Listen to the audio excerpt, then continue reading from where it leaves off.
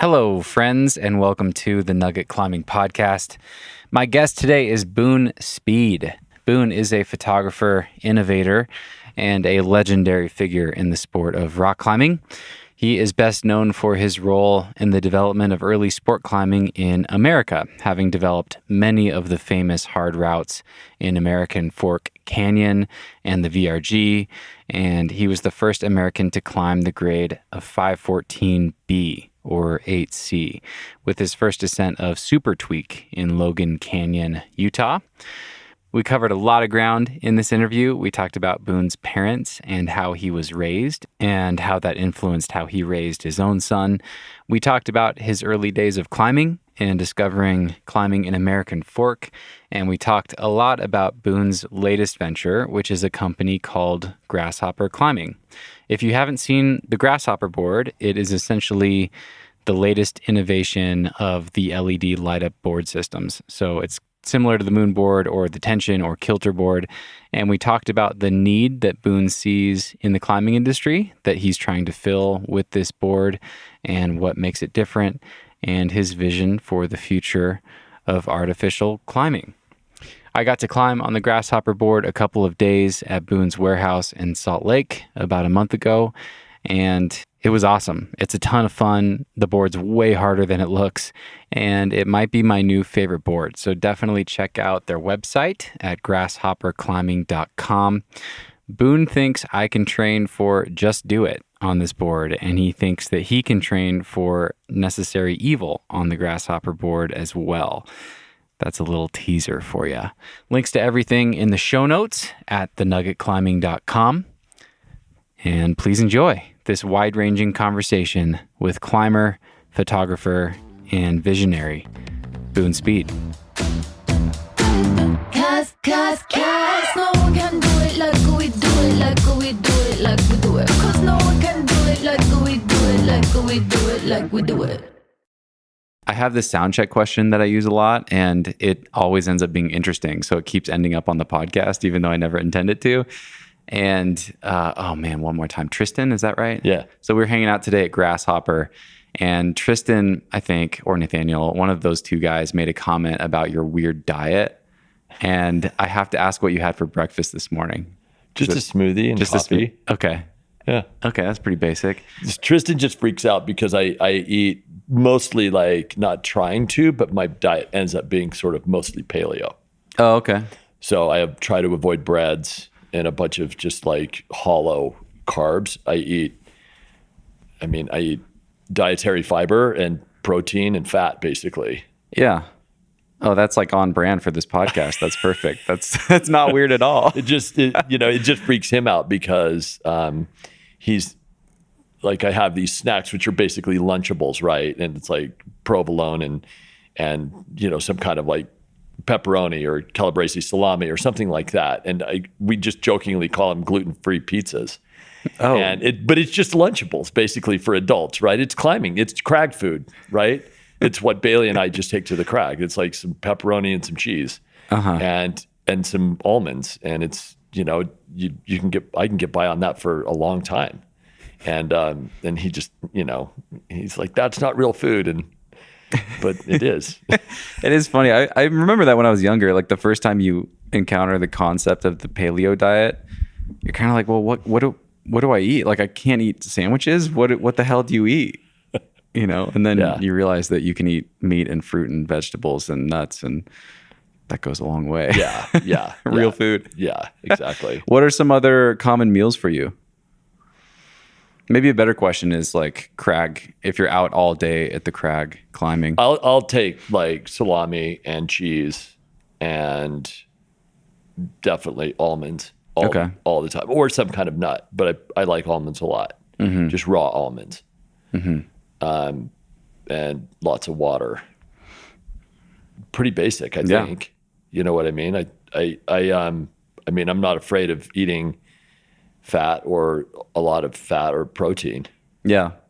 I just know what makes me feel good. And if I eat a bunch of sugar or carbohydrates, I just kind of like crash. Yeah, totally. Hard. When did you figure that out? How long have you been doing that? I mean, I would say that I got rid of sugar out of my diet for the most part, probably just like within the last 10 years. And it made a huge difference. Really? Yeah. It like, I think I sugar crash really easily. Okay. That's the biggest difference. Yeah. So like I stopped, like on an airplane, I won't have any sugar. Like for instance, if you're sitting on a plane, you kind of have an idea of like what's working in your system and what's not, like these long flights, right? Right. So like if I'm sitting there and I'm just like, like twitching and I've just eaten, a whole bunch of like M&Ms or something like that. It's just like, you kind of like, oh, I wonder if I didn't eat all those M&Ms, if I'd be twitching. And sure enough, that goes away. So it's just all trial and error. But I've never eaten, like even when bagels were popular, and like I just didn't go to the bagel shop. I never really did that. So, was that an upbringing thing? You talked about your dad being a cowboy. No. My life as a child I was a really, really picky eater. So it was like, and my parents were, it was like the, immovable object meets the unstoppable force, right? And it's like, it was always a knockdown, drag out, you know what I mean? About like, you're going to eat that. And I'm like, no, I'm not. So I have trauma from all that, actually. Where'd you grow up? Here, Lindon, Utah. Okay. Yeah. Now they call it Silicon Slope. Silicon Slope. Yeah. So like, it's all like, it was hay fields and rural Utah. Like when I grew up there, it's 30 miles south of Salt Lake City. And it's right near American Fork Canyon. So now you're driving into American Fork Canyon and you see all of these tech buildings and all the infrastructure for like, they're planning on skyscrapers there in the next like 10 years. In American Fork? In Alpine, as you're getting off of I-15. Okay. So all of that freeway interchange and all of that stuff is slated for huge growth. Wow. And it was nothing there. When I was working at a bronze foundry in the middle of all of that. There was like a cinder block factory and a bronze foundry and literally nothing else going on. A couple of like old cafes that had been there forever and a couple of mechanic shops. But it was desolate, nothing there. And, this is like late 80s, early 90s. And we've just watched it start to grow around there. And now it's unrecognizable. Wow. Were you a teenager working there? I was a 20 something. Okay. I grew up around the foundry. It was my dad's, my dad helped start the foundry. Oh, okay. So it was all kind of in the family and friends. My dad didn't own the foundry, but it was essentially his foundry. As it was just run by a different guy. Okay. Can you tell me more about your dad? I know that I got to see that film, The Artist, again. I just watched that short film. Mike Hall, right? Yeah. Made that. Yeah, he's made so many good films featuring you, but this one really was unique because it wasn't a climbing film. It really highlighted your life and your life as a photographer and an artist and a climber and all these things. And he did an amazing job of capturing your dad and your dad's art. And you spoke a little bit in that film about the influence that he had on you. But can you tell me more about your dad? Well, my dad, I think I said this in the film. My dad was a dad. He was, he had to make sure that he instilled all these things in me or whatever. You know what I mean? He was. It took us. We weren't like buds until I was grown.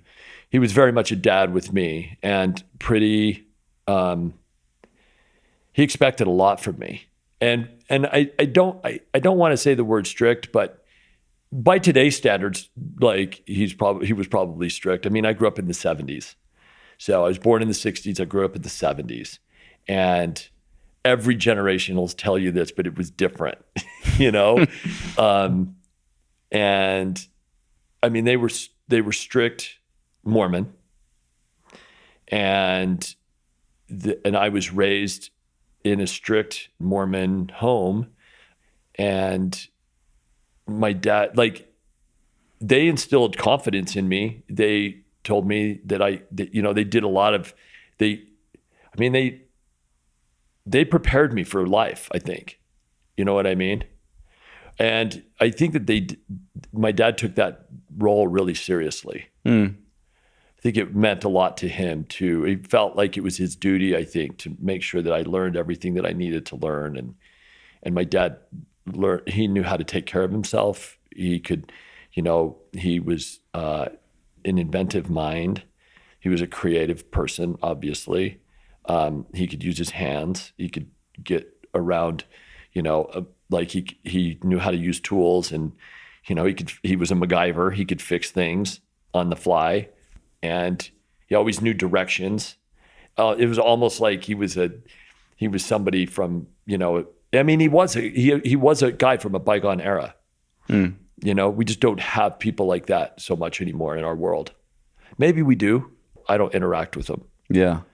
We probably do, actually. We probably have people like that. Although my dad was a gentleman. He was super kind and gentle to everybody. And I mean, he was gentle, and he was kind and gentle to me as well. He wasn't like, he didn't yell at me, or he wasn't like super strict or he wasn't an authoritarian. It was just, he just made sure that I was prepared to live my life. The bar was high, maybe. He set a high bar for sure, but more by example than he wasn't like, you got to do this. This is what you got to do. He only cared that I was doing things that I liked to do and that I was happy. He didn't ask me if I was rich. He didn't ask me about anything. He only ever asked me if I was happy.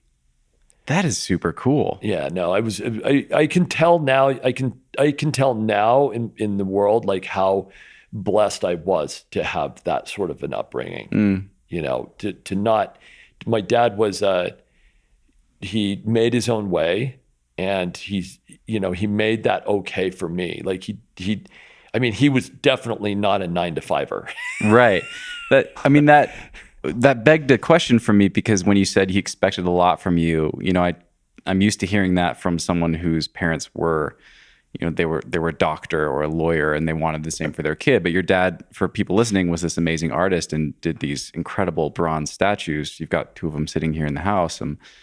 So what was that feeling? Like, what do you feel like he was expecting from you? Just to do really cool things, to be really happy? When he was really proud of the way I'd lived my life. I think he and my mom both. I mean, I'm not religious, but that never really got in the way of our relationship. I don't know. I still don't. We just don't talk about that. We never did, and it was never a big thing. And that I think that my parents raised me to be an independent person, an independent thinker. I think that they maybe wish that I would have stayed religious, but that's a totally different subject. Religion doesn't really make a whole lot of sense to me. So it doesn't really, I don't see how it applies to my life or my path. But other than that, they're both, I think, really proud of the way I've lived my life. Yeah. What I've done and what I continue to do, and kind of just, it doesn't stress me out to like totally fuck things up. It stresses me out. The known world scares me more than the unknown world. Like, I get bored pretty easily. So it's like, I like mixing it up a lot.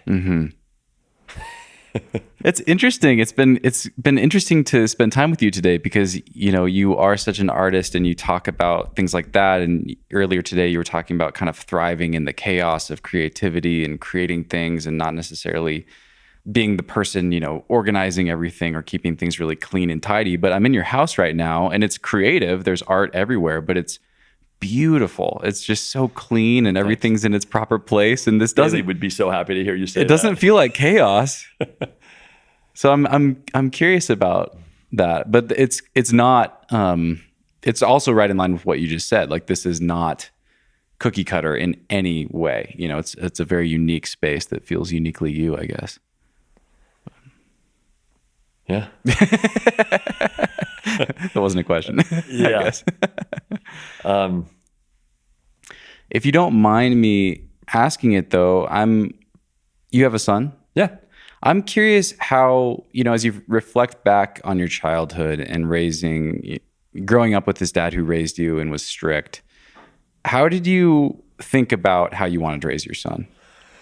Well, so the other thing is that I had a sister that was 6 years old when I was born, and she died 3 months after I was born. Oh, wow. She died in a hospital. She had a congenital heart issue. She died in post-op. Wow. And I think that was a pretty humbling experience for the three of us.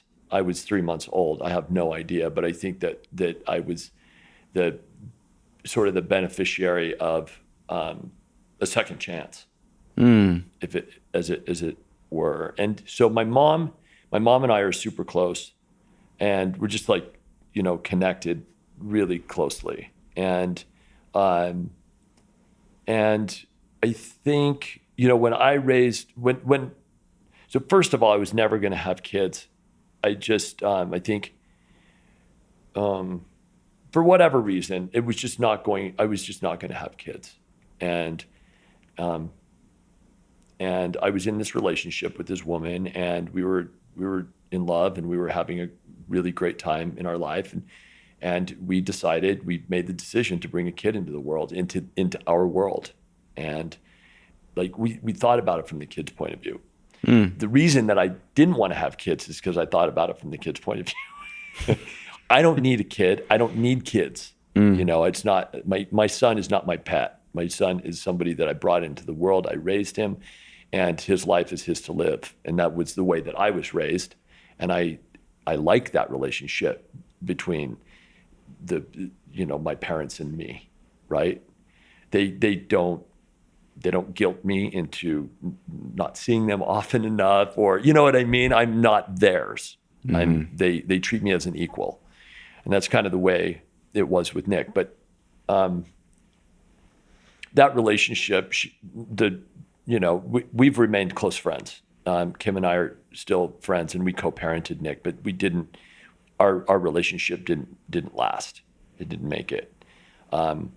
But I think I asked my mom before, like a week before Nick was going to be born, and I'm like, Mom, I'm so run out. Like, this is, all of a sudden I realized, like this kid has been kicking inside Kim for like 6 months. I mean, she's very aware that there's a person it's imminent. But like, I'm kind of cruising around. Have you ever seen Frequent Flyers, that film Frequent Flyers? Yeah. So Mike and I were on that trip, and Kim was like, I got home and she was, starting the 8th month of her pregnancy. Oh, wow. So we got home in December, and Nick was born in January. How long was the trip? Like almost a month. Okay. A little bit more than a month, maybe like 40 days. And Kim was totally supportive of me going on this trip. I mean, it was a really important thing for Mike and me both. And Mike has a kid the same age, but he'd already been born. So Mike's kid was like 4 months old when Mike took off on Frequent Flyers. And Nick was not born yet. But I got home and I hadn't thought about it, and then all of a sudden it's just like, oh no, this is real. What am I going to do? I'm like, now I'm on the line, and it's like, what am I going to do? Like, if something happens to this kid? And my mom just gave me this advice. She said, the one thing I regretted about the one thing I regretted the most when Peggy died was just all the times that I'd sort of lost my temper with her. And I thought that was the advice that I thought about, like with Nick, I can recall like maybe one time that I kind of snapped at him, and he kind of deserved it. He kind of did some shitty things, and I was really mad. But other than that, I mean, and this is like when he's a teenager, right? Like he's already 17 and he's like, fuck you, dad. And, and it's like, I'm like, fuck you. You can't do that. And you know what I mean? It's just like the typical teenager. It's that unstoppable force and the immovable object scenario, right? When you've got a 17-year-old and he's confident and he's awesome. And it's like, but yeah, I mean, I use that as my guide to try to stay super present in the way that to sort of savor every minute and it's try to not like get out of that responsibility, if that makes sense. Yeah, it does. It's I think it comes down to, are you going to, I tried to get into a cadence early with Nick to ignore bad behavior and praise good behavior. And that's the cadence that we got into. And it took me being aware of the situation and kind of reading the floor, like Magic Johnson style, right? You're kind of reading the whole court before it happens. You're like, okay, this is going to happen. And I'm going to look here and this is what's going to happen over here. This is the reaction that everyone's going to make. And ultimately I'm in control of this. And the adult in the room, me, has to be 3 or 4 or 5 or 10 moves ahead of my kid. Right. So like, just trying to be 4 or 5, or, just always trying to be ahead of that and then praising good behavior instead of reacting to just bad behavior, because that just gets really negative. Yeah. You know what I mean? Yeah. Thanks for sharing all that. Seriously. Okay. Yeah. Yeah. It's a lot. Right? Yeah. It's a lot. Yeah. How did you introduce Nick to art? He didn't need to be introduced. I mean, he's been surrounded by it. I mean, he's in Brooklyn at Pratt. Okay. He's in art. He's immersed in art. That's amazing. That's what he's so cool. doing. Did he find his own lane? What is he into? Product design. Okay. And it's, it's like his mom worked at Nike. I mean, he was raised in Portland. He was raised among, his friends were, he was raised with the people that have made sneaker culture. And so it starts with that, right? Yeah, yeah. And branches into whatever. Yeah. And that's, he's 20 years old, going on 21 now, and in his second year at Pratt, and will find his stride. I mean, it's just a matter of you just start making stuff, and you just don't stop. And it's always an evolution. I mean, I remember when I was that age, you know what I mean? And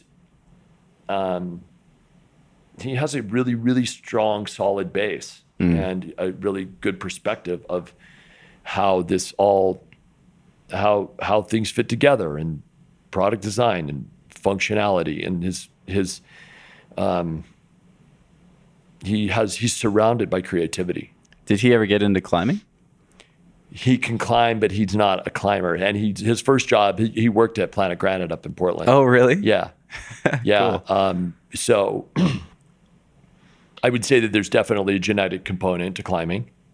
And I watch Nick, and it's like watching me on video.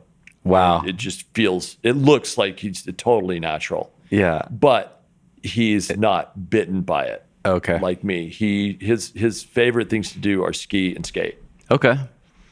And he's super athletic and coordinated. Is he built like you? He's built like me. Yeah. Yeah. He's tall and skinny. Yeah. Well, that's a great lead in. I'm really curious how you started climbing and when you were bitten. So you had this dad who's a sculptor and a cowboy, and you're in a brass foundry. When does climbing come into the picture? Yeah. So a guy at the foundry just asked me if I wanted to go. Okay. And this is in 1985, and What's today? What's the date? July 28th. Dude, it is to the day. No Yeah. kidding. Yeah. 36 years ago today, July 28th. Wow. That's no lie. It changed my life. And like, I probably climbed that year. I was 19 and I probably climbed, I probably climbed fucking 300 days that year or more, 320 days that year. Can you paint a picture of that? I mean, sport climbing was brand new. It was just popping off. We did at not Smith. sport climb. Yeah, what were you doing? My first trip was to my first climbing trip. Well, my very first climbing trip, the first time I did anything outside of my home areas, which is all the Utah stuff, the Salt Lake stuff, and down in Provo. All trad. It's all trad. Yeah. All trad and like really scary run out slabs. I loved all that, like low angle stuff. Then my first trip was to Joshua Tree. That's the first time I climbed away from home. And Joshua Tree was written about a lot in magazines then. So that was pretty special. Still one of my favorite places on earth. And then in 1986, the summer after, I went to Smith Rock. That was because there was an article in Mountain Magazine. Got it. And you sport climbed. Yeah. And but the thing is like, okay, so we did like Watts Tots. Okay. Which is like, I think they've added bolts below now. I think that was like 3 or 4 bolts total. Oh, man. So like when you talk about sport climbing, it was nice to have what we thought were like big, 3/8 inch beefy bolts. You felt like you could fall on those things all day. But I mean, there were limits. I mean, it's hard to call those very early days sport climbing because it's like, I mean, it was real. It was real, and it was real run out. But I remember thinking the bolts felt a lot safer and much more pleasant to climb on than, fiddling in nuts and like opposing like HB nuts and stuff like that. I did that for a while, and I even ice climbed until we realized that winter was actually the best climbing season. Right. That's what you did. You climbed all year, and then you ice climbed in the winter. You ice climbed and skied in the winter. Telemark skied. I did that. I did that for a long time. I know. It's really hard. I know. And ridiculous. It's really hard when you don't ski consistently anymore. Getting back in shape for telemarking is brutal. Dude, fuck that. Yeah, I can't believe you asked me earlier today, like, what are your worst ideas? And it's like, telemark skiing was a terrible idea because I was a decent alpine skier. I grew up. My first job was at Sundance, the ski resort.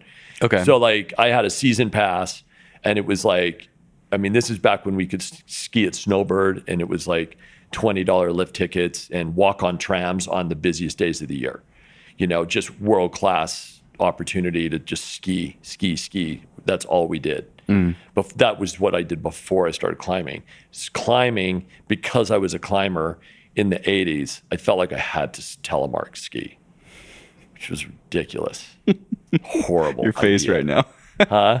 Your face, just your expression. Oh, your face dude, right it now. was like just time wasted. And then like 3 or 4 years later, that was when we all discovered snowboarding. Oh, okay. And that was epic. That was awesome. Got it. It is a pretty uniquely cool feeling, though, to be telemarking in like 6 inches of powder, and you're like getting face shots because you're down in it. Yeah. I really do. Yeah. I do miss that. Yeah, That was always really fun. I can't say that I didn't have fun when I was doing it, but it's like, gosh, if you want to make something that's relatively hard, way harder. You know what I mean? And Right. It was like the old skinny skis, like before plastic boots, and it was leather boots and all that stuff. It was definitely going backwards. That does not reflect most of the decision making in my life. That's not the way that I normally do things. So what happened after that Smith Rock trip? Did that lead into American Fork and everything? No. So every single bolt at Smith Rock at that time in 1986 was hand drilled. Yeah. That's why there weren't that many bolts. Right. That's why they were scarce. But it was the only way to protect those faces, obviously. And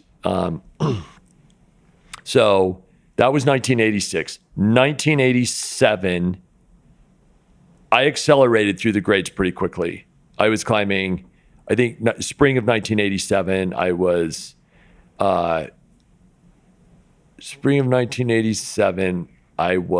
I'm just trying to think, getting the years straight.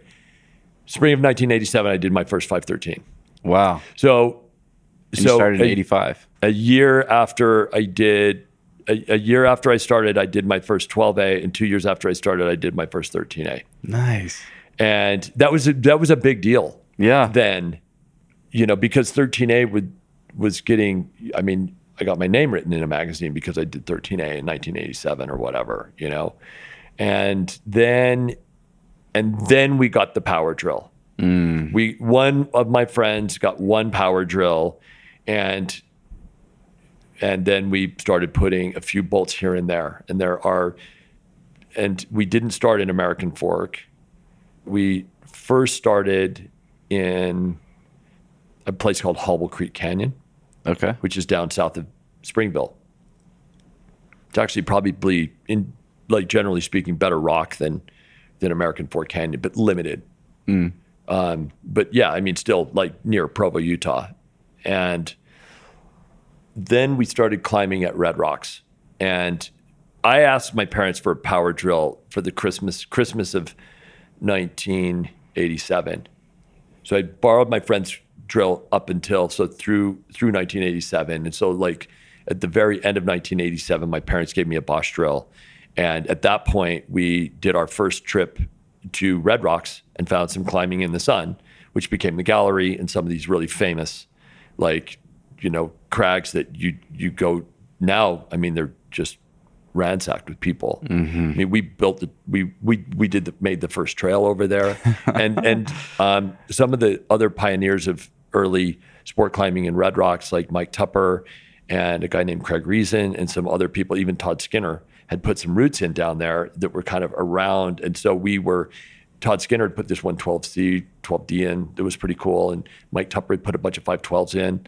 And we kind of went around and did those. And then we started looking for our own walls. And that's when we found the gallery and the Wall of Confusion. And this is when the walls were steeper than the other stuff that we've been doing.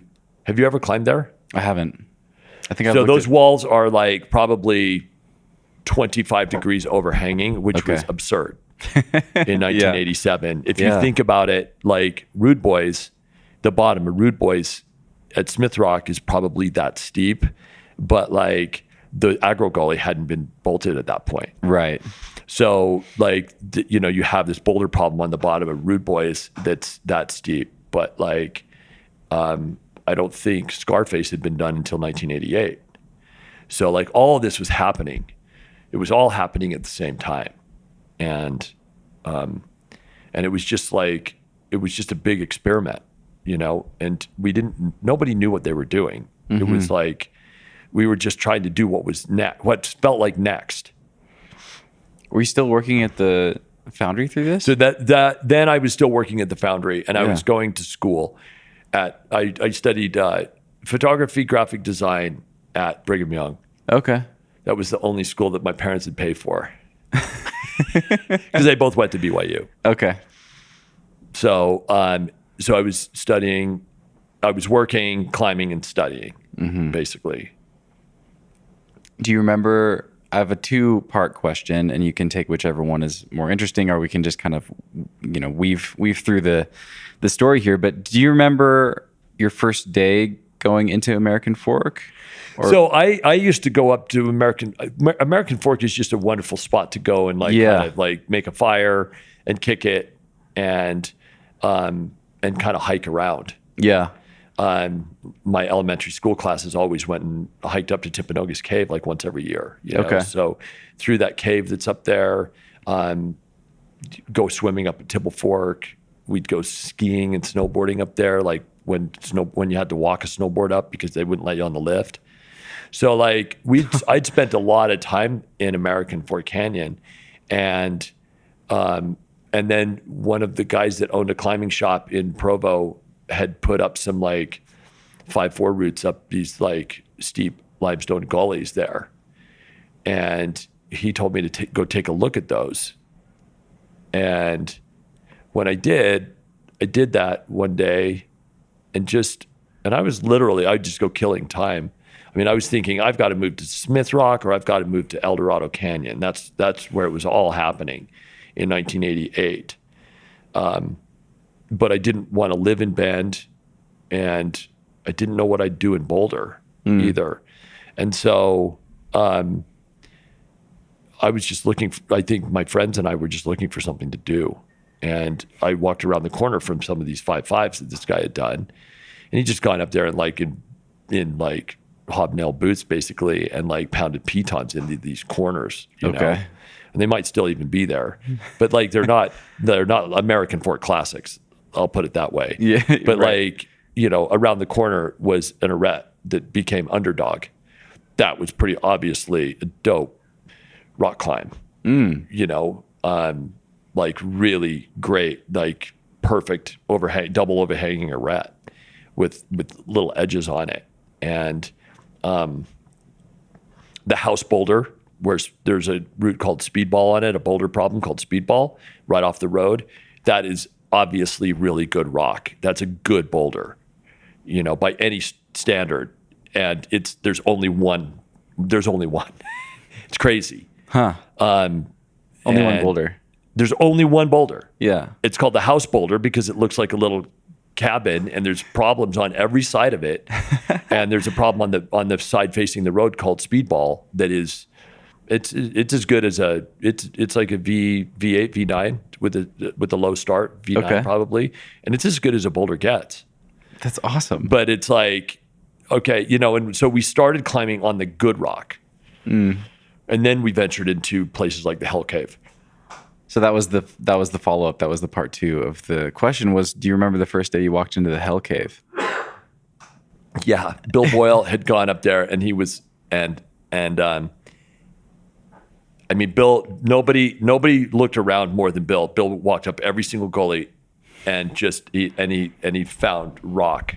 He probably put 400 roots in American Fork Canyon. Wow. And I remember I can't remember exactly who I was climbing with, probably Jeff Pedersen at another crag. And Bill came around the corner and he said, I just found these really cool like roofs. I'm calling it the overhangs. He's like, come here and check this out. And we walked in there and I'm like, dude, this is hell. This isn't the overhangs.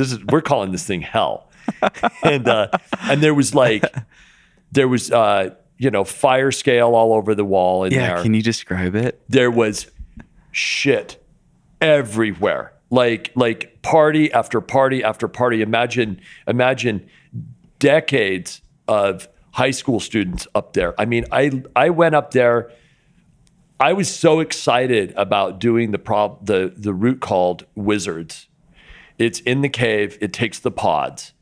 Imagine no bolts, no chalk, no nothing there. And it's like, that looks like the line of strength coming out of the cave. And it's an obvious climb, you know, and I just remembered being like, this is the future. And looking down at my feet and just like literally everything, you know, broken glass, underwear, you name it, like beer can. I mean, you name it, it was in there. And so I immediately, all of us, all three, Jeff Pedersen, Bill Boyle, and I, we all became obsessed. But I went up there another day, and I mean, this is like 30 years ago, more now. So it's like my memory the details could be off. You might have somebody say like, bullshit, I was there that day. But I went up there, and what I remember is that I literally carried 2 garbage bags full of trash out of there. Wow. Before I put a single bolt in. Yeah. And you know, it's like we walked past Diablo, and that Diablo wall just looked like a pile of choss. I mean, it is a pile of choss. But it's, you know, that wasn't the thing that was like, that wasn't the most exciting part of the wall. The most exciting part of the wall was that cave. Yeah. And I did Wizards. Bill Boyle, I mean, he was like in his mid-30s at the time. almost 40 years old at the time. So he was like, he wasn't climbing, he wasn't getting into the middle 513s at that point. I mean, he was psyched to be climbing 511 and 512. And so he took what became Wasatch Reality. That was his thing. That never gets done, sort of the crack that goes across the top. And Jeff Pedersen he figured out how to put together burning, and we bolted burning with ladders. We hauled a extension ladder up there, and we just bolted a lot of that stuff off ladders. That's amazing. So yeah, burning for listeners, super classic 13B in the Hell Cave. What was the other one that you were? Wizards. Wizards. How hard did that end up being? 13B. 13B. Yeah, it's got a couple of nasty boulder problems on it, but it goes up the pods to the right. Okay. So they both end at the same anchors. Okay, got it.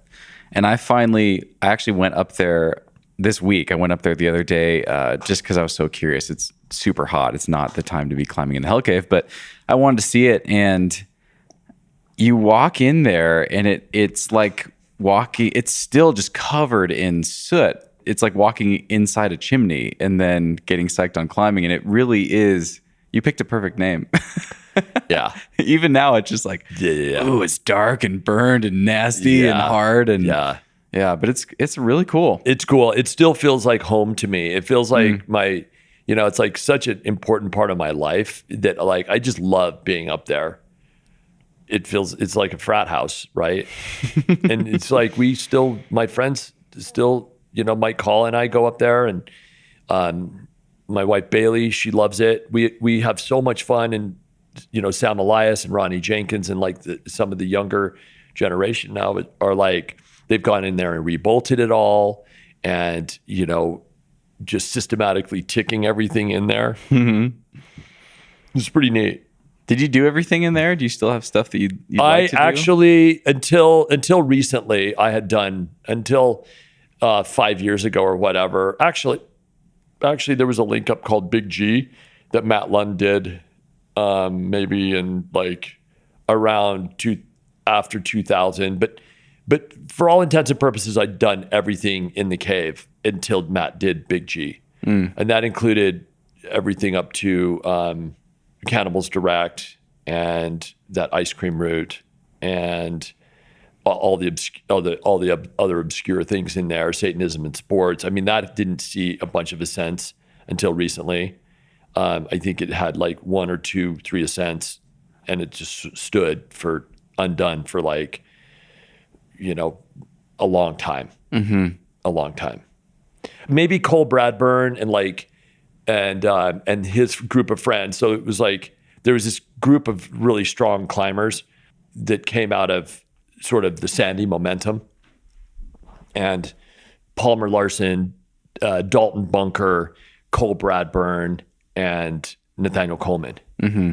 And those guys, they were, and I don't know, I can't vouch, I don't know the exact timeline of their development and stuff, but I know that those guys have spent time doing that. I mean, Nathaniel spends, I think, more, he's in Tokyo right now. So, and then Palmer spends a lot of time still indoors. He's the head coach of the Momentum team. Mm-hmm. And they're still all like really strong. Really strong climbers. Yeah. So Cole might have done Satanism because he's really tall, and it helps to be tall on that route. Okay. But yeah, anyway, it's a cool little zone, and it's real. It's real. Like those routes are like punchy. Yeah, it's not very tall, and when you know how hard they are and you look at it, it is just like, oh damn, that's really. There's boulder problems on those routes that like rival boulder problems. It's just instead of working them over a mat, you're just you're just sitting there trying to dial in the nuance off a rope, and it's like you can get some epic long belays in there. Yeah, helping somebody figure out a move, delaying their bouldering session. Yeah, yeah. I know there's a lot to choose from, but I'm curious, and this can be because of the difficulty or just the memory, the experience. But what are some of the milestone routes along the path along the journey in the Hell Cave? Like, what are some of the favorites, or just the ones that really felt significant for you? Well, burning ended up being a really important route for me. First of all, Hell was the first route that I actually red pointed in there because Wizards, the first route that I bolted was wet for a while. And so I basically concurrently bolted Hell, the namesake of the wall, and Wizards. And Hell was my first 13B route. And it took me 15 days. I remember it took me 15 days to do that route. And it was a new style of climbing. It was very difficult for me. It's probably a overhanging 25 to 30 degree overhanging stair route. That's like got pretty fingery holds on it.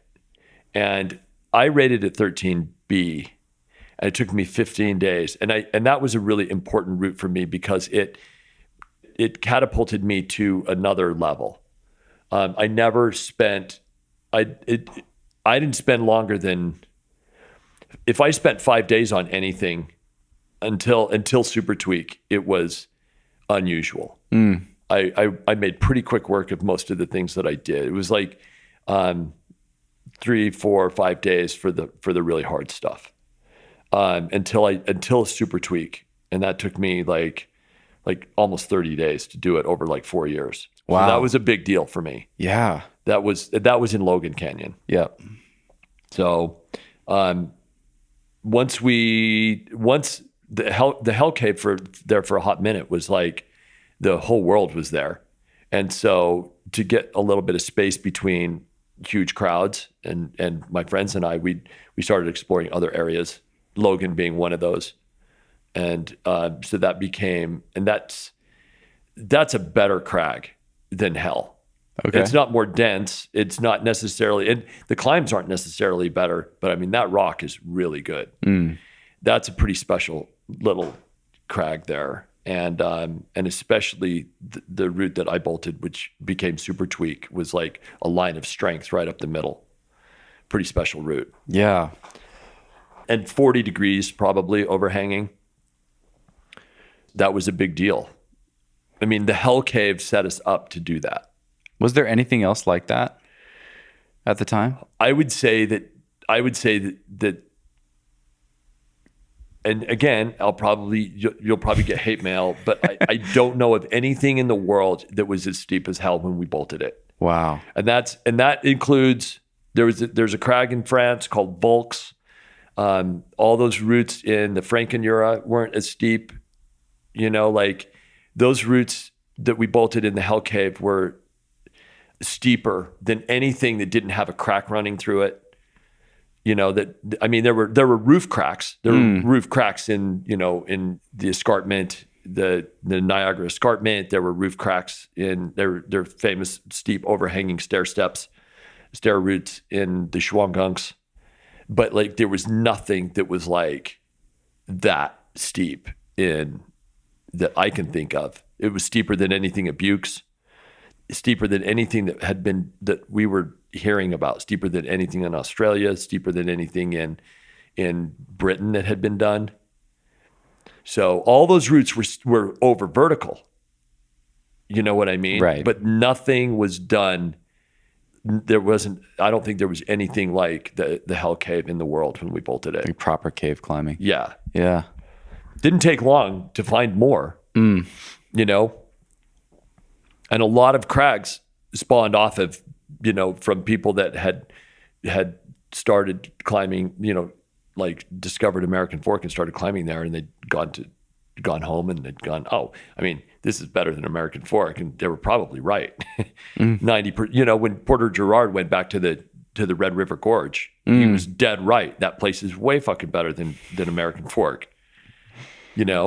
Rifle is better than American Fork, but none of that stuff was developed before American Fork. Yeah.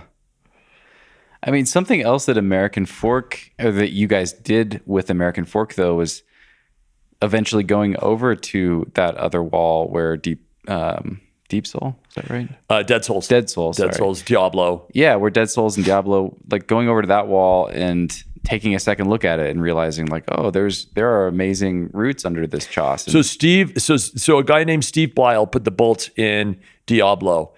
Diablo got done by a Spanish climber at the end of 1988. So if you remember going back, like I got my first drill for Christmas at the end of 1987. So Christmas. So then all through 1988 is when we were. I mean, there were probably 3 drills between us at this point. And all through 1988 we were bolting. There might have been a half a dozen people with drills or communities with drills. So Steve Blyle put the bolts in Diablo, and then the following spring I bolted Dead Souls. So the spring of 1989 I bolted Dead Souls. Okay. And that was but in 1988 that was the first snowbird comp. In the middle of 1988, that was the first snowbird comp. That was a big deal. Gotcha. That's when the Euros came over, and then they went out and checked it out. Yep. G-Bay, DDA. Mm-hmm. Yep.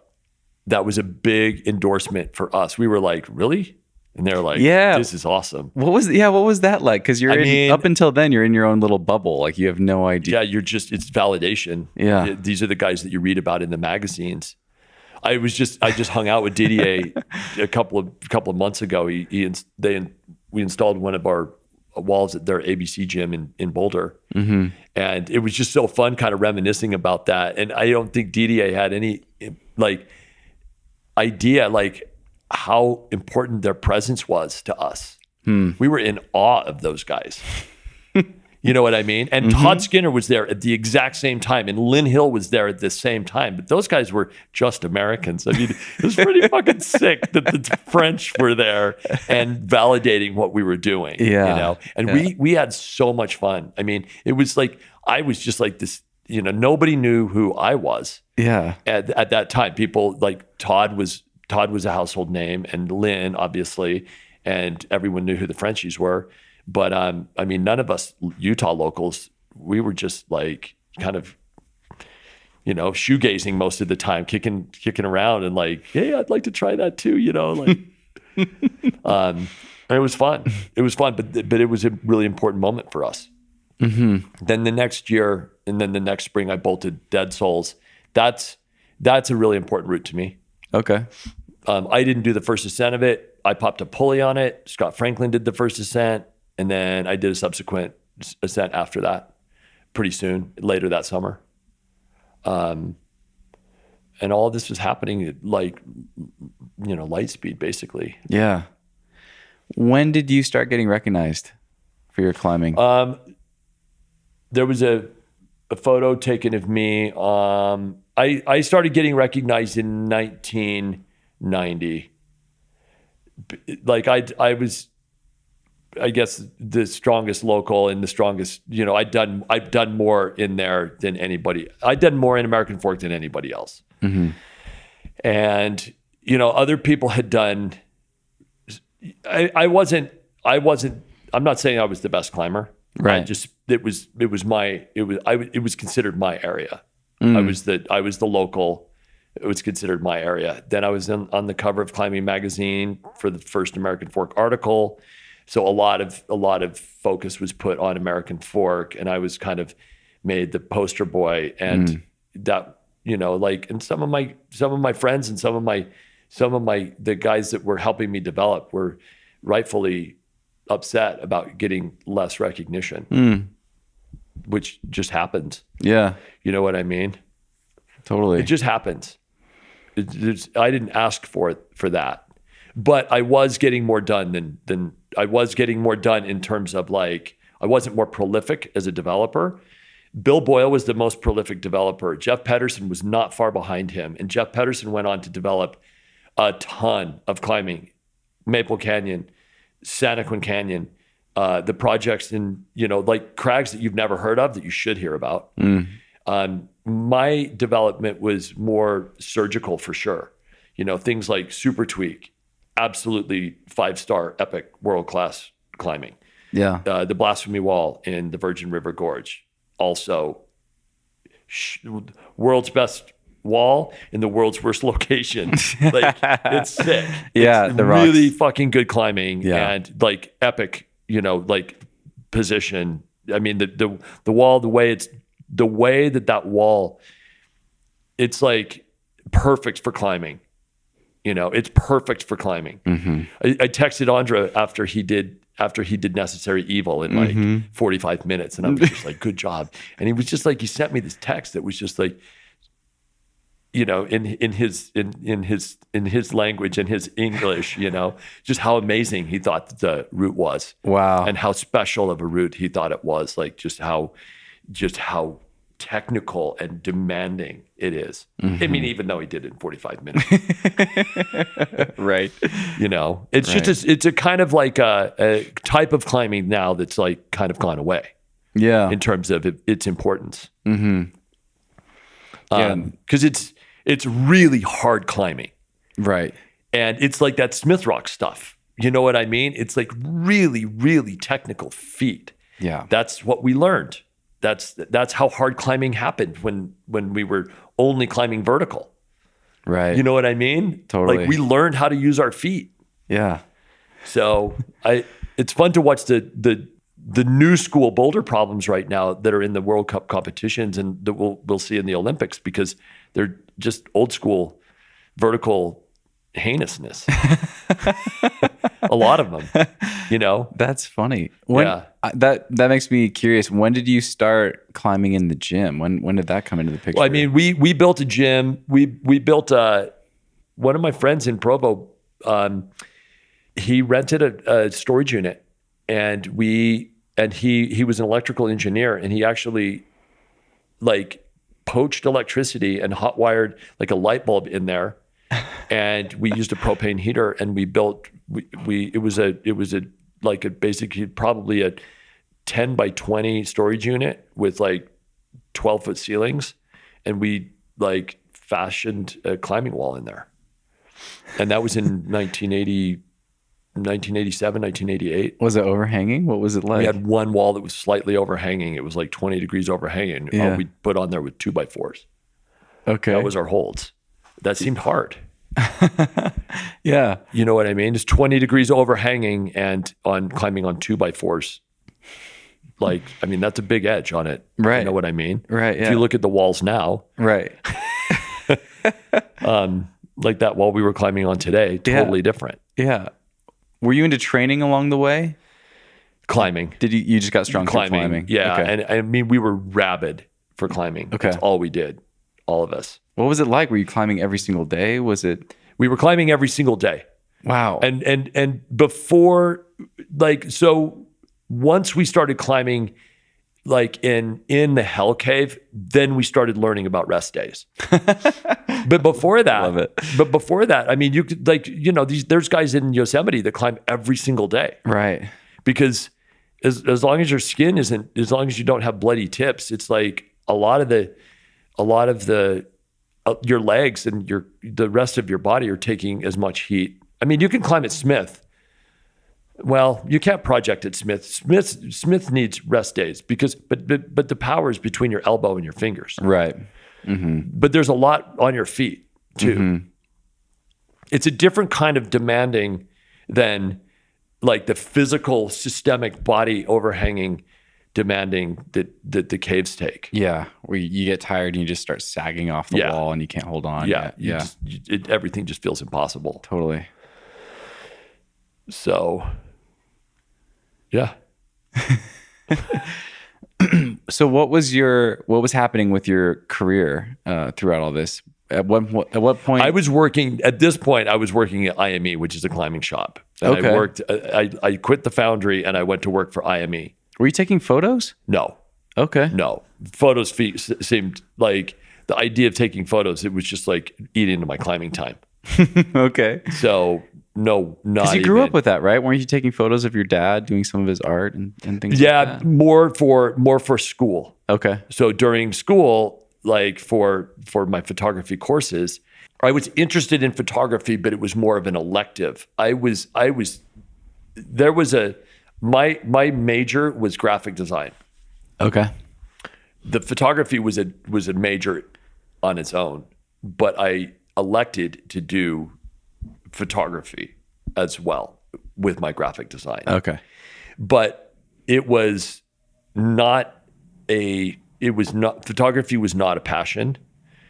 It was not important to me at all. It seemed like a hassle. And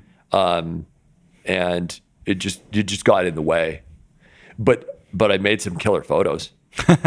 Okay. I made some really killer photos. I think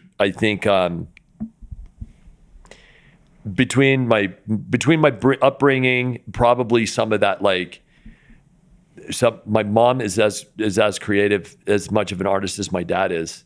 What is she into? She paints.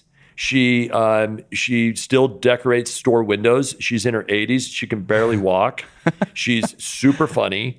She's like such a rad woman, and she still works every day. And she still works with her hands. She gardens like crazy. I mean, she's very crafty also, but like she's really talented, and she just gets it, And so I think there's got to be an element of that. Just like my son knows how to climb just intuitively, there's got to be something where, like, I was just born with the ability. If you look at this sculpture, that's like structurally, that's a really good shape. It's a good design, right? It's not just like, my dad didn't just make it look like a person and, like get it pretty, it's art because of the shape and the dynamic and the structure of what it is. Yeah. Right. So like a good photograph is all about structure. It's the same kind of structure. It's the same sort of like, like, I think it's just got to work or it's not done. You still mess with it till it's right. I'll fill in some context for people listening to this. So Boone was just mentioning or motioning towards a statue that his dad sculpted that's now sitting here in bronze, painted red, and it's a rider on a horse, like rodeo style, with the reins in his hand, leaning back with his arm out. It's probably 18 inches tall, something like that. Yeah. Yeah. I'll find a photo of it. I'll link to it for people to look at. Yeah. But it's the structure, and that's the thing, is that photograph just has to have a good structure. And I think I just get that somehow intuitively. But it's an aptitude. There's a lot of things I don't get. For sure. You know what I mean? Yeah, I'm just saying, like, this is one of the things that just seems like I think it works. I think I get it. Yeah. It's like it's how you easy see for things. me. Yeah. It's how I see things, in a structural way. Yeah. Much more than even detail.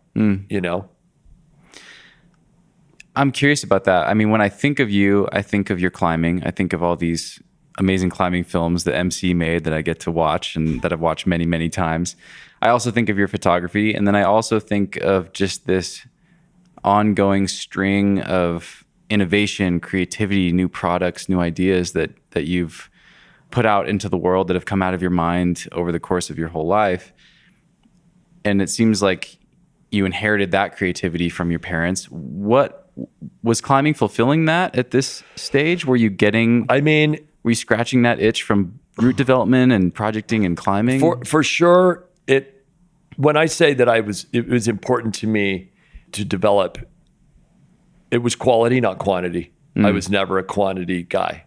Like, quality, I'll develop quality all day. That's what I'm interested in doing. Again, it's a structural thing. Like, how does the wall look? How is it going to work? Like, all of that comes into play for me when I'm thinking about, especially, after the initial, like, we need these routes because they don't exist. This difficulty does not exist, so we have to make it. There was a certain part of us that said, we just have to do, like, we need more. Climbing, if anything, was a distraction. It was like climbing felt so good to me, and it made so much sense to me, and it resonated so strongly with me that, I mean, it was as much of an addiction. It was like, it was a healthy addiction is what it was. And it got in the way of everything else that I had set out to do with my life, I guess. What had you set out to do with your life? I mean, when I started, when I was going to be a graphic designer, I was going to be a graphic designer. I didn't think about how to integrate that within Black Diamond or the structure of like the climbing world. I was interested in, like, I was just a normal kid, like interested in music, and like I played volleyball and like skied. I didn't know, skied. No, I alpine skied before I climbed. Like I didn't know. And the thing is like maybe climbing actually, instead of being it wasn't a distraction, maybe it was a direction.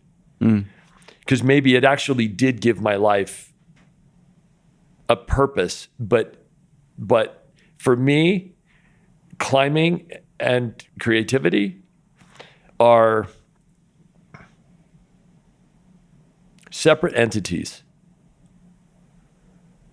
that complement each other, but they don't seem, and I've blended them, but only because I think I became determined to blend them. Does that make sense? Mm-hmm.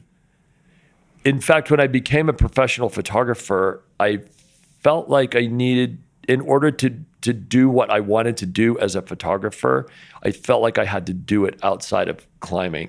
I might be wrong about that. Historically, I think my climbing photography is some of my best photography. And it's because I'm so intimate with it, right? Like I understand it. So it wasn't my passion when I started photography. You can look around my house and see photographs that I'm passionate about, that I care, that I love. You don't see a lot of climbing photography hanging in here. Right. Yeah. What do we have in here? Landscapes, ocean, waves. A guy in a zoot suit, like jumping on the Brooklyn Bridge. Oh, that's amazing. During a second line parade. I mean, these are the kinds of things that, like growing up in Lindon, Utah, it was like, when I was a real young kid, I was really into BMX, but like I was into music and culture and, things that weren't, I've come back to appreciate like the openness of the desert and like but like I gravitated toward the city, and I was influenced by fashion photography, art, different things, like things that aren't necessarily just, I don't know, landscape photography. My words and thoughts are getting confused, but like, I don't know, am I making any sense? Yeah, absolutely. I'm curious when product development and design came into the picture, because you've had a long string of innovations through Black Diamond and then, Pusher and really changing indoor climbing. Yeah. So I think that the common through line through all of that is the need, I was on the very cutting edge, like the very leading edge of sport climbing. I think they attribute like they sort of pin it to like 1983 is like the official birth date of sport climbing. So like I was there. I was there for the first plastic holds. I was there for, like we were spray gluing carpet to basically a Crazy Creek chair for bouldering on, like there were no crash pads when I was bouldering. So it's like we've actually just created stuff for ourselves. The holds that we were creating at Pusher is because we needed them. We didn't want it. We needed features. We needed things that you couldn't just grab onto. We needed things that you could push off of, and learn how to and climb a different way than just like these little finger buckets. 2x4s. Yeah, or holds. You know what I mean? Yeah. Features, not holds, is how we thought about it. And then, with even with Grasshopper now, it's like this is the coolest. I think the Grasshopper wall in its full glory is the best climbing wall on planet Earth, and we need it. You know what I mean? Like I love it. I need it. I need it for me. It fills, like these things. I need these things in my life. So they don't exist. So I figure out how to create them, and it's like, I think it's that simple. We needed bouldering mats. We created bouldering mats. Yeah, did you invent the crash pad? Well, I can't say that anyone really invented it. What I can say is that the John Sherman and Bruce Pottinger from an old company called Kinaloa created simultaneously, like Betamax and VHS.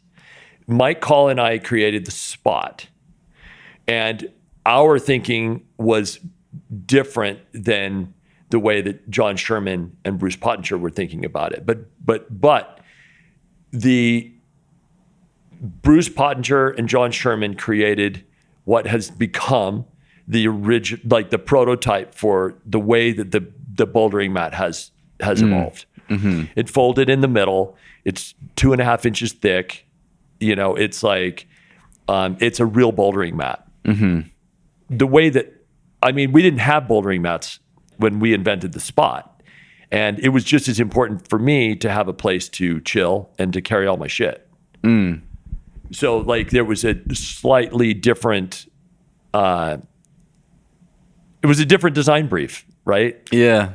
Yeah, that's great. Well, it's funny because it's kind of come all the way back around, and now I just actually bought a new Black Diamond pack that's like the new Spot, essentially. Yeah, exactly. So yeah, it's like a 1-inch thick foam, but you can fold it into a backpack and carry all your stuff. And once you use that style for cragging, you'll never go back. Totally. It carries everything you need. Yeah. You're yard sailing when you get there anyway. Yeah, exactly. And you're just now you have a place to chill. Yeah. That was really important for us. And it worked for us. Even having a Spot, I felt like I was cheating when I had literally a Spot when I did Midnight Lightning. You know what I mean? And the generation before me had used wood chips. Wood chips? Yeah. Man. Over that slab. So like of rock, and there'd been a couple of busted arms, and so it already had a reputation. And so it was like, well, I just threw my Spot down and it seemed like cheating.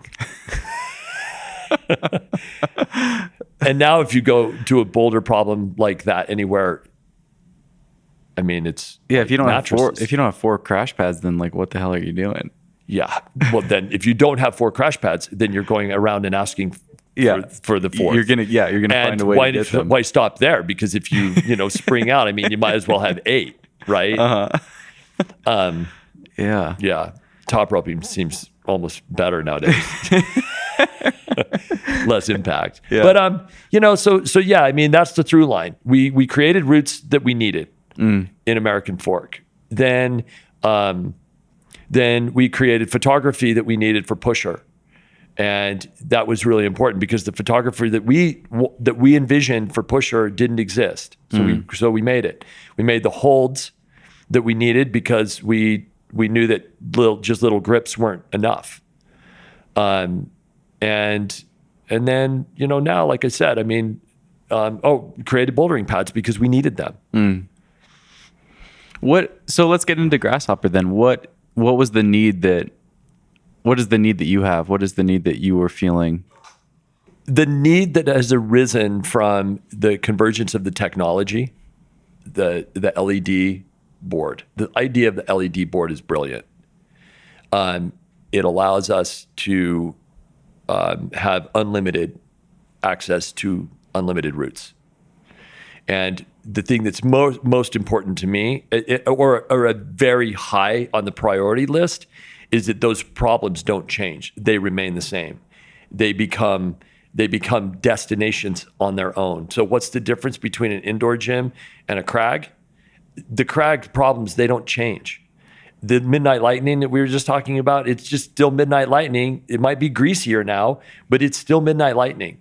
And if you and I both go do that, you know, we can talk about it. There's a memory there. Mm-hmm. I can go back and do it. I can go back and I can show it to my son. You know what I mean? Like, all this is important. If it just changed all the time, that's the thing I don't like about indoor climbing, is it's just temporal and it just changes. And so, like, the most important, it turns out that it's not like just because it's artificial, because I don't really care, honestly. Like, I love climbing on artificial walls. I love climbing on the moon board. I love climbing on the Grasshopper board. I love climbing on, like, all of these boards, because, like, there's classics. You know, like, all these boards have classics. And so that's a really important thing. And then for me, the thing that I needed was, you know, like, the first versions of the boards, I mean, it's written right on there: train hard, climb harder. And, like, that's just a limited scope of what the board can do. I want to train endurance on the board.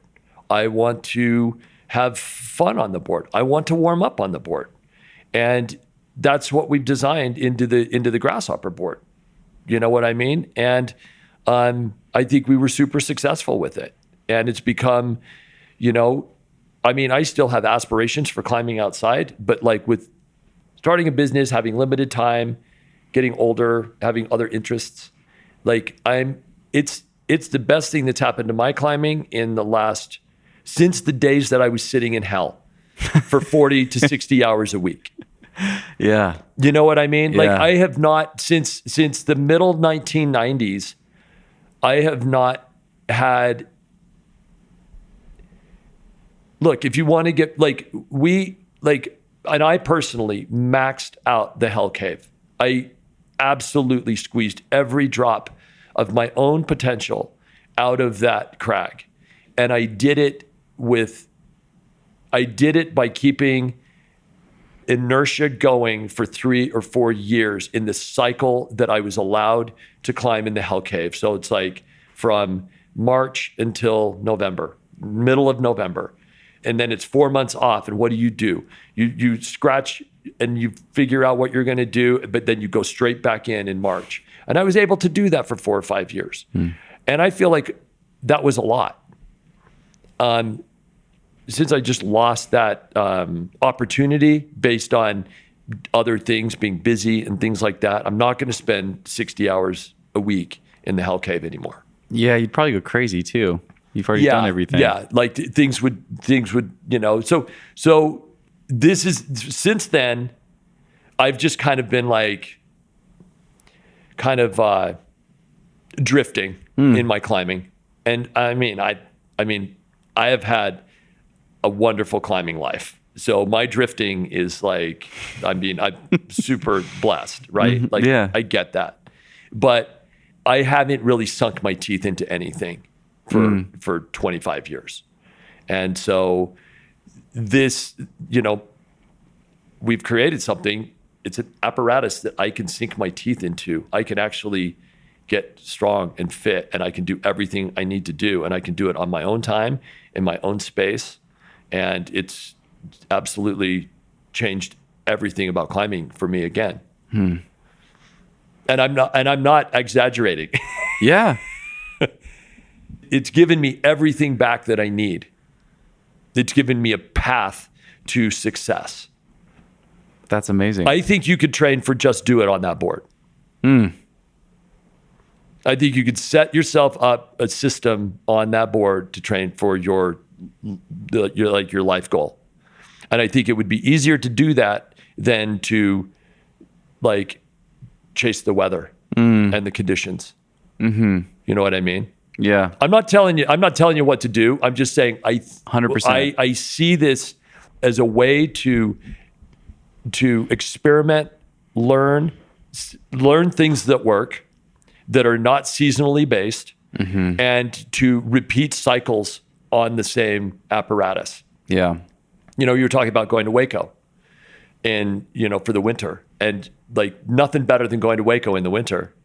But, that is a solid power infusion for 2 months of a year. What do you do the other 10 months? Right. Now you could, obviously go to Waco for two months in the winter. That's awesome. But now you can continue you can download after Waco, you can like send some stuff, and then you can pick right back up where you left off in March on your board now. Mm-hmm. And you can do just as hard of bouldering, and you can do just as hard of projects. You know what I mean? You can learn things. And like on our board, you can do it right, left, right, or left, right, left, because it's mirrored. Mm-hmm. So you can incorporate all of that and into balance. Imagine if you could do full service and mirror it. You know what I mean? Yeah. And it was just part of your daily routine. Yeah, that really resonates. Some of my best progress in I'm really into training. I've done a lot of it. And I think the 2 winters that I've really catapulted my climbing forward, 2 winters in a row, I did the same thing. I lived in this house in Bend, and I had built my own home woody. And I had a really simple training routine. I did some hangboarding and I did some lifting, and then I would climb on my woody. And I had projects on there, but I would always also try to do perfect repeats of stuff that I had done.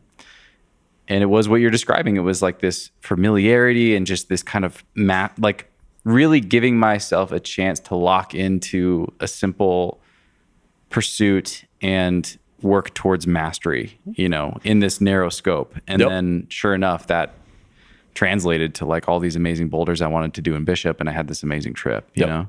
Yep. Yeah, that's cool. I believe that 100%. And so as long as we just keep randomizing things, it's like repetition is important as a path to mastery. Mm-hmm. You know what I mean? I think when we start thinking about this, like flipping that script a little bit, we've got like back when I was climbing my best, I didn't have access to anything but the Hell Cave for a couple of years. So it was like running laps in the Hell Cave on routes, right?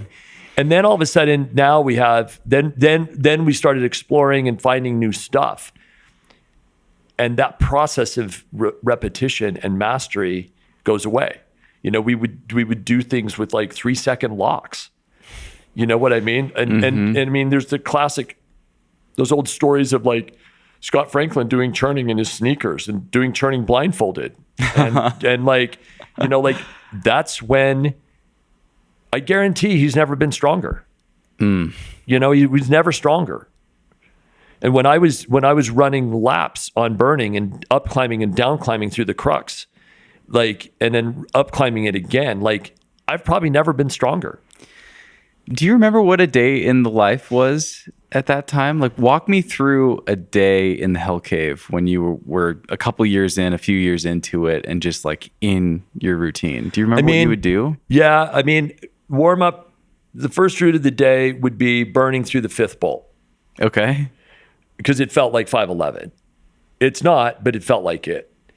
And then when I was really strong, when I was the strongest, I'd go through burning, I'd go to the 5th bolt, I'd down climb to the 4th bolt, and then I'd climb to the chains on it.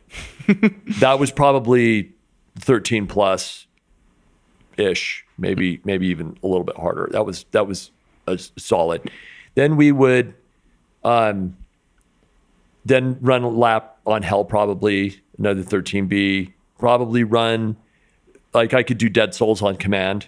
Wow. And then you run a hot lap on Malvado.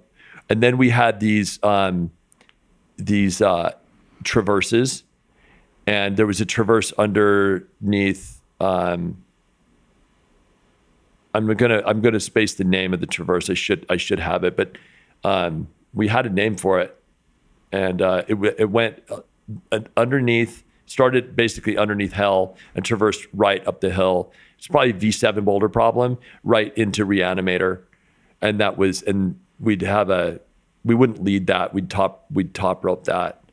What's that one? And that would be another 13 plus ish. So we were, we had 13 plus pretty much on lock. Wow. Back in the day when those grades were pretty hard. Yeah. I mean, they were hard then. I almost asked about this earlier and then we moved away from it, but I want to ask about it because I'm curious. Can you tell me more about the route ice cream? I'm interested in it because I think it's your hardest route still, right? Yeah, probably. 14C. Yeah, it hasn't been repeated since David. Okay. So it's only had 3 repeats by James Litz, Jared Roth, and Dave Graham. Okay. And then it broke. Oh. And then it's been restored. Okay. And people have been on it this year. Okay. And last year, but nobody did it. I love the name. Ice cream in hell. Yeah. So and it's funny because it was a little bit of a play on words because there was this drip, this little tiny stalactite that literally looked like ice cream. So you know what I mean? Like it's ice cream. Mm-hmm. It can be it's like, oh, that'll you'll do that, like that'll never work. It's like ice cream in hell or whatever. That route will never go. Yeah. MC put the bolts in that. Okay. Yeah. That's cool. He put the bolts in that and he's like, I think you can do this. And he gave it to me. And the year I did it was 1997 and Chris Sharma and Tommy Caldwell had come to Utah to climb with us. And I was working on this other route, the first descent of this other route called the Big Smile. And I thought that it was harder than Super Tweak. And I was working on it. And Sharma did it in one day. Oh my God. And I was like, oh my gosh. And they were staying, at least Chris was staying with me for a while. And so I was like, okay, let's go do ice cream. I've got a harder one for you. And we ended up working on it together, but I ended up doing it. Oh, wow. Yeah. It didn't suit his jumpy style. You have to climb it really static. And so if you think about Jared Roth, Dave Graham, and James Litz, and me and my style, it's a very controlled style of climbing. So you kind of have to, almost like lock everything very carefully. And Sharma was so used to just like jumping to things and holding on. And he wasn't able to do that on those holds. This is after Necessary Evil? This is after Necessary Evil. Okay. Yeah. Do you remember what that felt like when he showed up and did that route? That was a long-term project of yours. Yeah. I mean, at that point, so there's a couple of things in climbing that have like stopped me in my tracks, floored me, right? It was not Necessary Evil. That was a foregone conclusion. It was when Sharma did Super Tweak in 2 days. That just seemed outrageous to me. It was like just a total hard reset, reboot of what I thought was possible. Wow.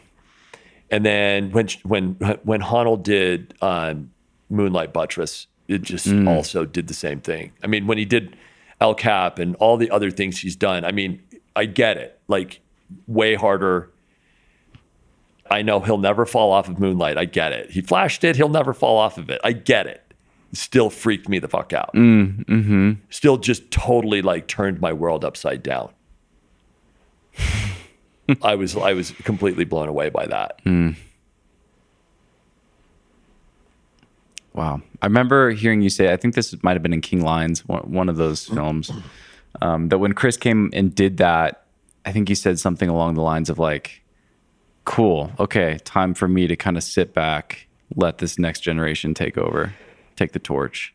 Yeah. Did that relieve some, did you have like, were you feeling pressure to that point or drive or What changed, I guess?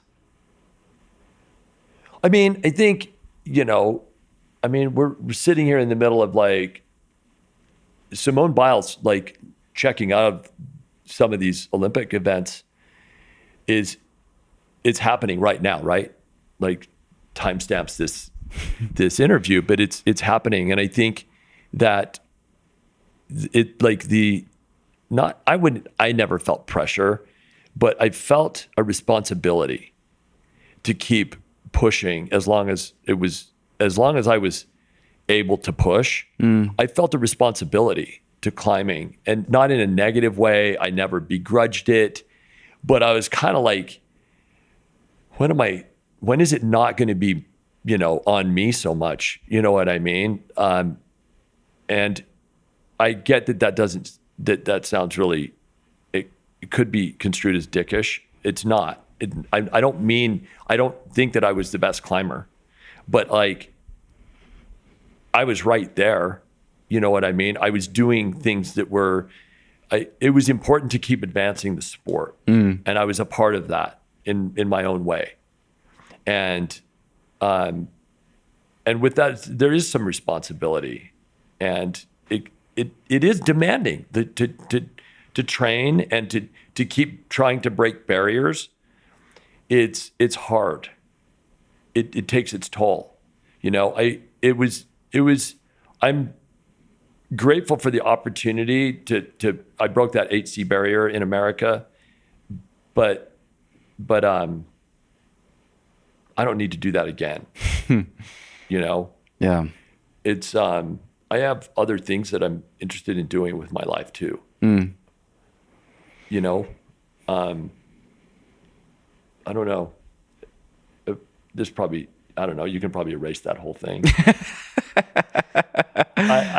No, that was good. It didn't come off as arrogant or anything. It makes sense to me. And what's interesting to hear you say all that, though, is that it seems like you have something in you that feels this ongoing need to continue to help move things forward and progress, because you've done that with products now. You've moved away from trying to do that by putting up harder and harder routes, but you've continued to do that. You're doing that now with Grasshopper. Right. You're doing your part to keep things moving forward. Yeah. Yeah. Yeah. I appreciate you saying that. And I think, I think it is important, you know what I mean? And it's like, I guess I feel like once that experience was like, I was never going to I was never going to have the experience again of doing that I had. It wouldn't have been the same for me again, right? As Super Tweak? As Super Tweak. I did it. It was hard.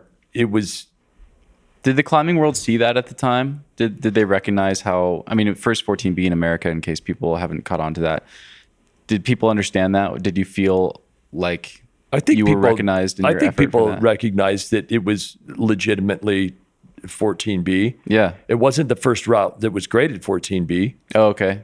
But I think people recognized that it was there. Now 14B exists in America. And it'll be interesting historically to see. All these things. It's like I got that credit. I'm grateful for that. I'm humbled by that experience, that whole thing. I always knew my own shortcomings and my lack of, where I knew my strengths and I knew my weaknesses. And it was finally fun to see somebody come along and kind of just be so decisively better that okay, pressure's off. I can go climb for fun now. Really, again, you know what I mean? Mm-hmm. Nobody was putting pressure on me. It was me. It was me feeling, gosh, if I am, if it is on me, then I love climbing. I'm going to keep trying to push it. But there was a sense of relief when it was like somebody else now. and fortunately for me, and a lot of people don't have the experience to experience like a milestone like that. It was a nice experience for me. I was fortunate, in the right place at the right time for sure. Yeah. In the subsequent years, with your period of drifting, as you described it earlier, doing all these amazing trips and making all these great films with MC and Best of the West, and then going to New Zealand and frequent flyers. Like, is there a favorite climbing trip, a favorite film from your perspective that really stands out? I mean, all of those with MC. I mean, we're like brothers. We have so much fun. Right. And just they're all, God, there's definitely stories from every single one of them. I mean, probably some of the most stories might come out of even a trip to China that we did together, that he did. I think he did something for Momentum Video Magazine at that point on this trip that we did to China, and Sharma was on that, and we hooked up with some local Chinese climbers, and just had a blast. But they're all. I mean, obviously the frequent flyers trip was epic. It was a first real it was the first bouldering trip around the world probably ever filmed. Right? Yeah, it was pretty audacious. We took one bouldering pad between 3 climbers. Nobody had ever done that. Wow. We didn't take ropes. We didn't take harnesses. In 2000, it's still at a point when climbing magazines weren't even really printing bouldering photos because it was just practice climbing. So that was fun. You told me earlier today that your wife had never seen any of your films, and that you just had a chance to watch all of them together. Yeah. And go through them all. What was that like? What's it like to watch them again? I mean, it's just fun. I mean, we watched them with MC, and we're just laughing. I mean, we're howling. The cool thing is that they, Mike's such a good storyteller that his films are just really well put together. They're awesome. I love them. They're just really well put together. They have, again, it's like it's structure. The structure of his films are really solid. So, just typically fun stories. There's some kind of, he finds some kernel of interest down in there someplace. Mm-hmm. And he's working. You guys are working together again? Yeah. We are. He's in. He's not getting out. He's not getting out. I need him, because it's like the only. It's like he and I could finish each other's sentences. We think the same way. Like we edit each other's work. It's like if I need a good opinion about anything, Mike will give me that, and he'll do it the way I like it, which is he'll tell me to remove a bunch of stuff. He'll make it simpler. He'll minimalize it, right? And that's just the way that we both end up working. And I think that's the reason his films work so well. It's like he's not trying to do too many things. It's a minimal and kind of a simple approach. Or it's he talks about this in The Artist. It's about reduction. Right. Reductive process. Mm-hmm. So what's the least we can do? What's the least we can say? I love that. So it's all about minimalism. I've talked about this before on the show, but I think my all-time favorite climbing film is Best of the West. And one of my favorite things about that film is that it's basically, the soundtrack is one song. He just uses the same song like 15 times and over and over again in the movie. And it works so well. It just ties the whole thing together. You feel like you're just out for a long day of climbing, just listening to a good tune with your friends. It just, it's great. I'm glad you like that. That's a good one. Super fun.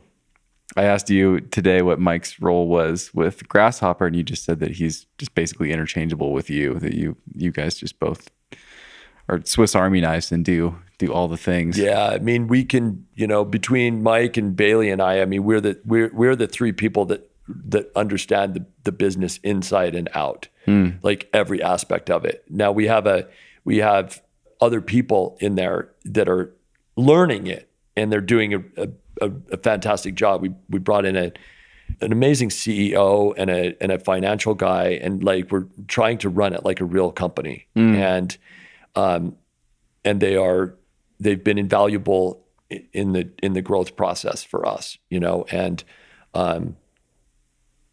but they're still learning parts of the business they're still learning parts of the business, and neither of them have the same tribal knowledge that Mike and Bailey and I have when it comes to climbing, right?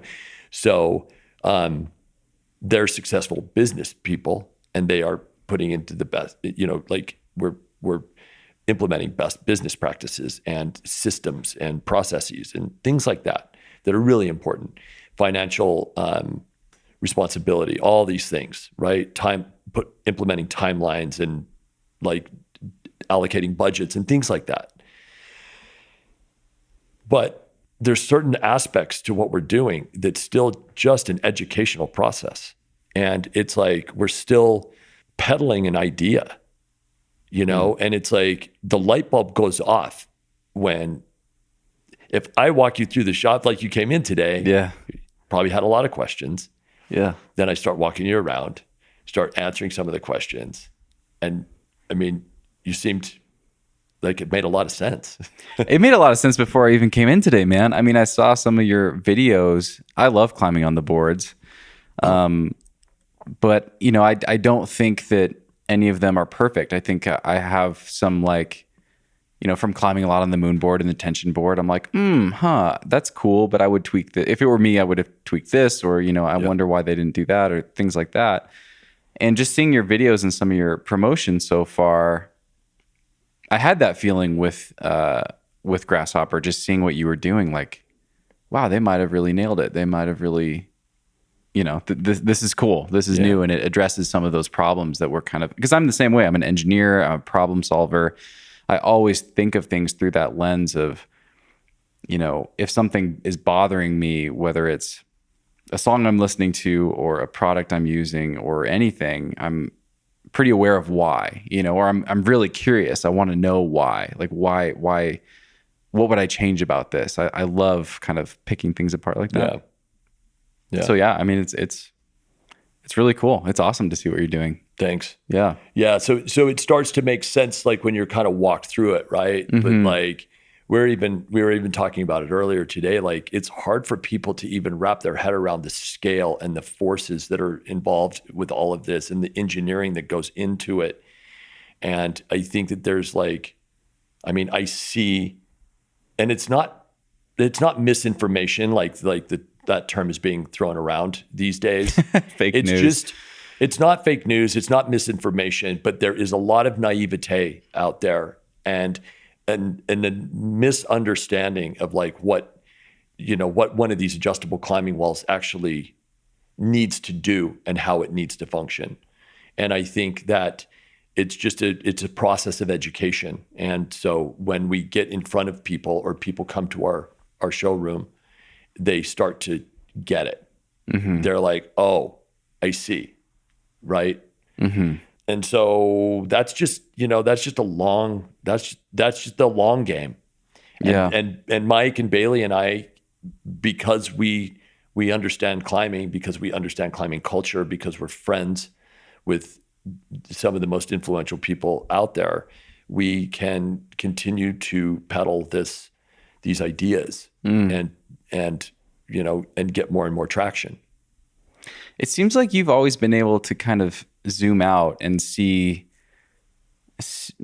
climbing in a larger context. It sounds like you suspected that climbing would be in the Olympics someday, way before it was reasonable to think that. Like when there was not a lot of evidence leaning towards that yet. And, now you can see, you have this vision, we talked about it today, you have this vision of, like corporations corporations being willing to spend a lot of money on these awesome products and these awesome walls. To build new facilities around them or to provide them for their employees or whatever it is. And it addresses the climbing need. Right. Right. So one thing that we can talk about is that we installed one of these at an HOA at a brand new, like I think there's 1,600 rooms or whatever apartments, right, in this facility out here in West Valley City. And in the middle of the courtyard is a rec center area. It's got your full-blown weight system. It's got a full court basketball. It's got our premium Grasshopper board in there. It's got a pool. It's got a barbecue pit. It's got, it's like all the amenities that millennials and people like my age and younger want and need. It's right on the public transit line. We've actually had people, DM us and say, "Where is this place? I'm moving to Salt Lake." And holy shit, they've got the best version of the Grasshopper board. That's all I need. Like I'm there. And they have confirmed that it's this HOA group has confirmed that it's like the number one attraction. Wow. That and the basketball court are really appealing to people. But it's not, every place has a weight room and like stair steppers and treadmills and a pool. Mm-hmm. That's not what people are psyched about.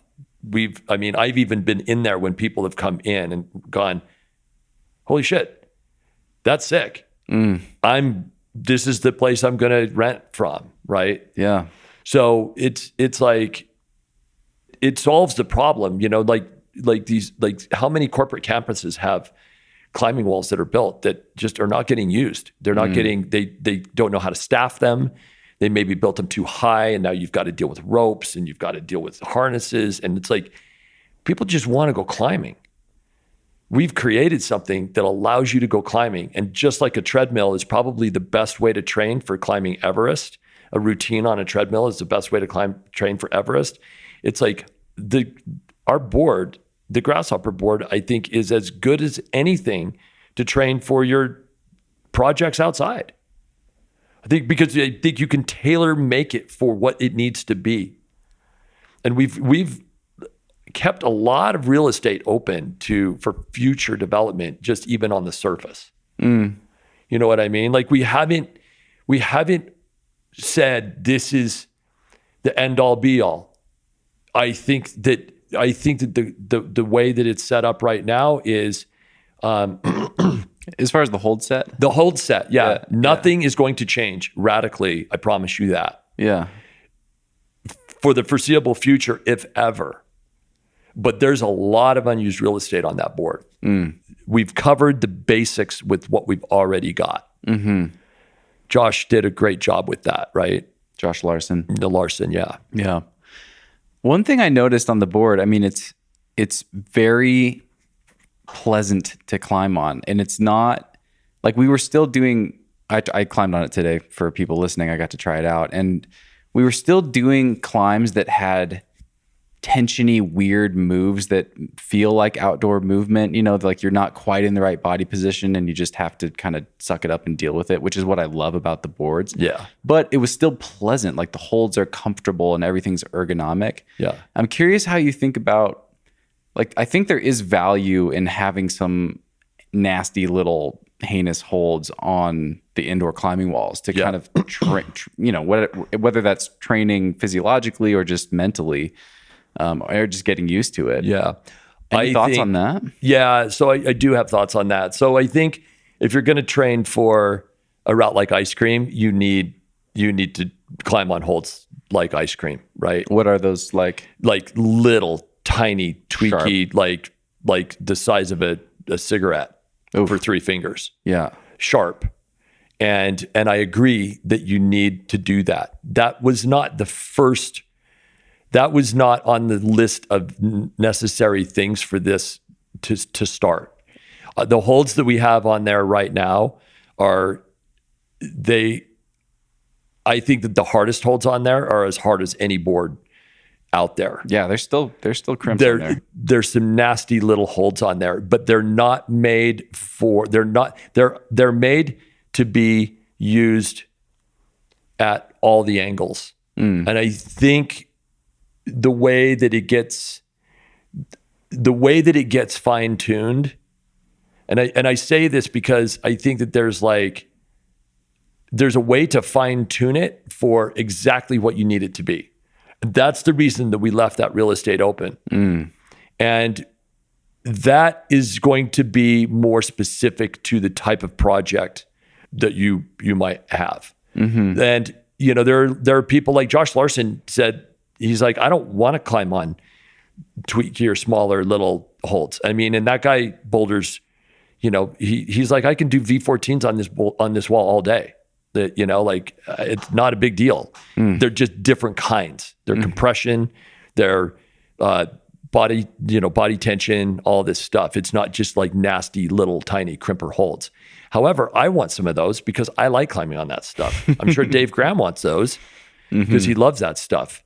Sharma, probably more like Josh Larson, where it's like, I can go my whole life without climbing on like I'm sure that Sharma can say, I can go my entire life without climbing on ice cream ever again.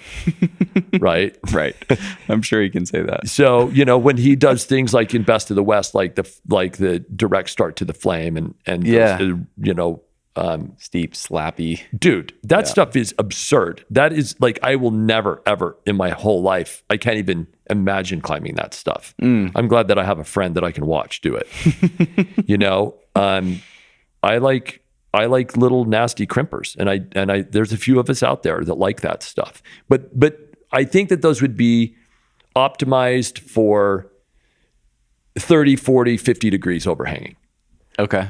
And those same holds might be so kind of nasty and sharp and tweaky that they just get in the way at 10 and 15 degrees. They'd just be uncomfortable and kind of nasty. You know what I mean?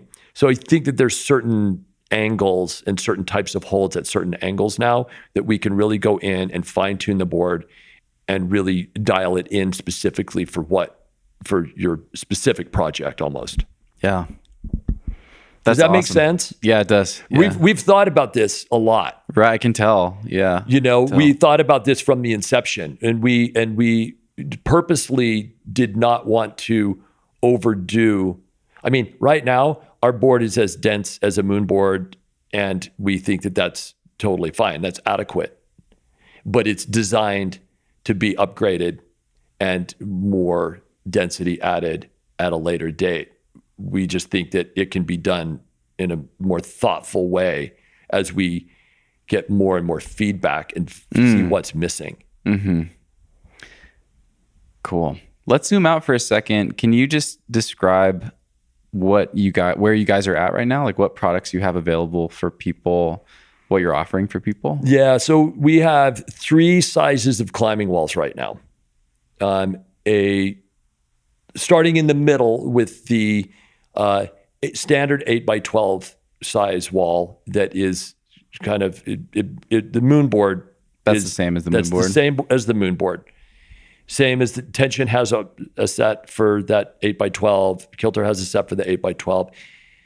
The first, let me go back to the size. Like why the sizes?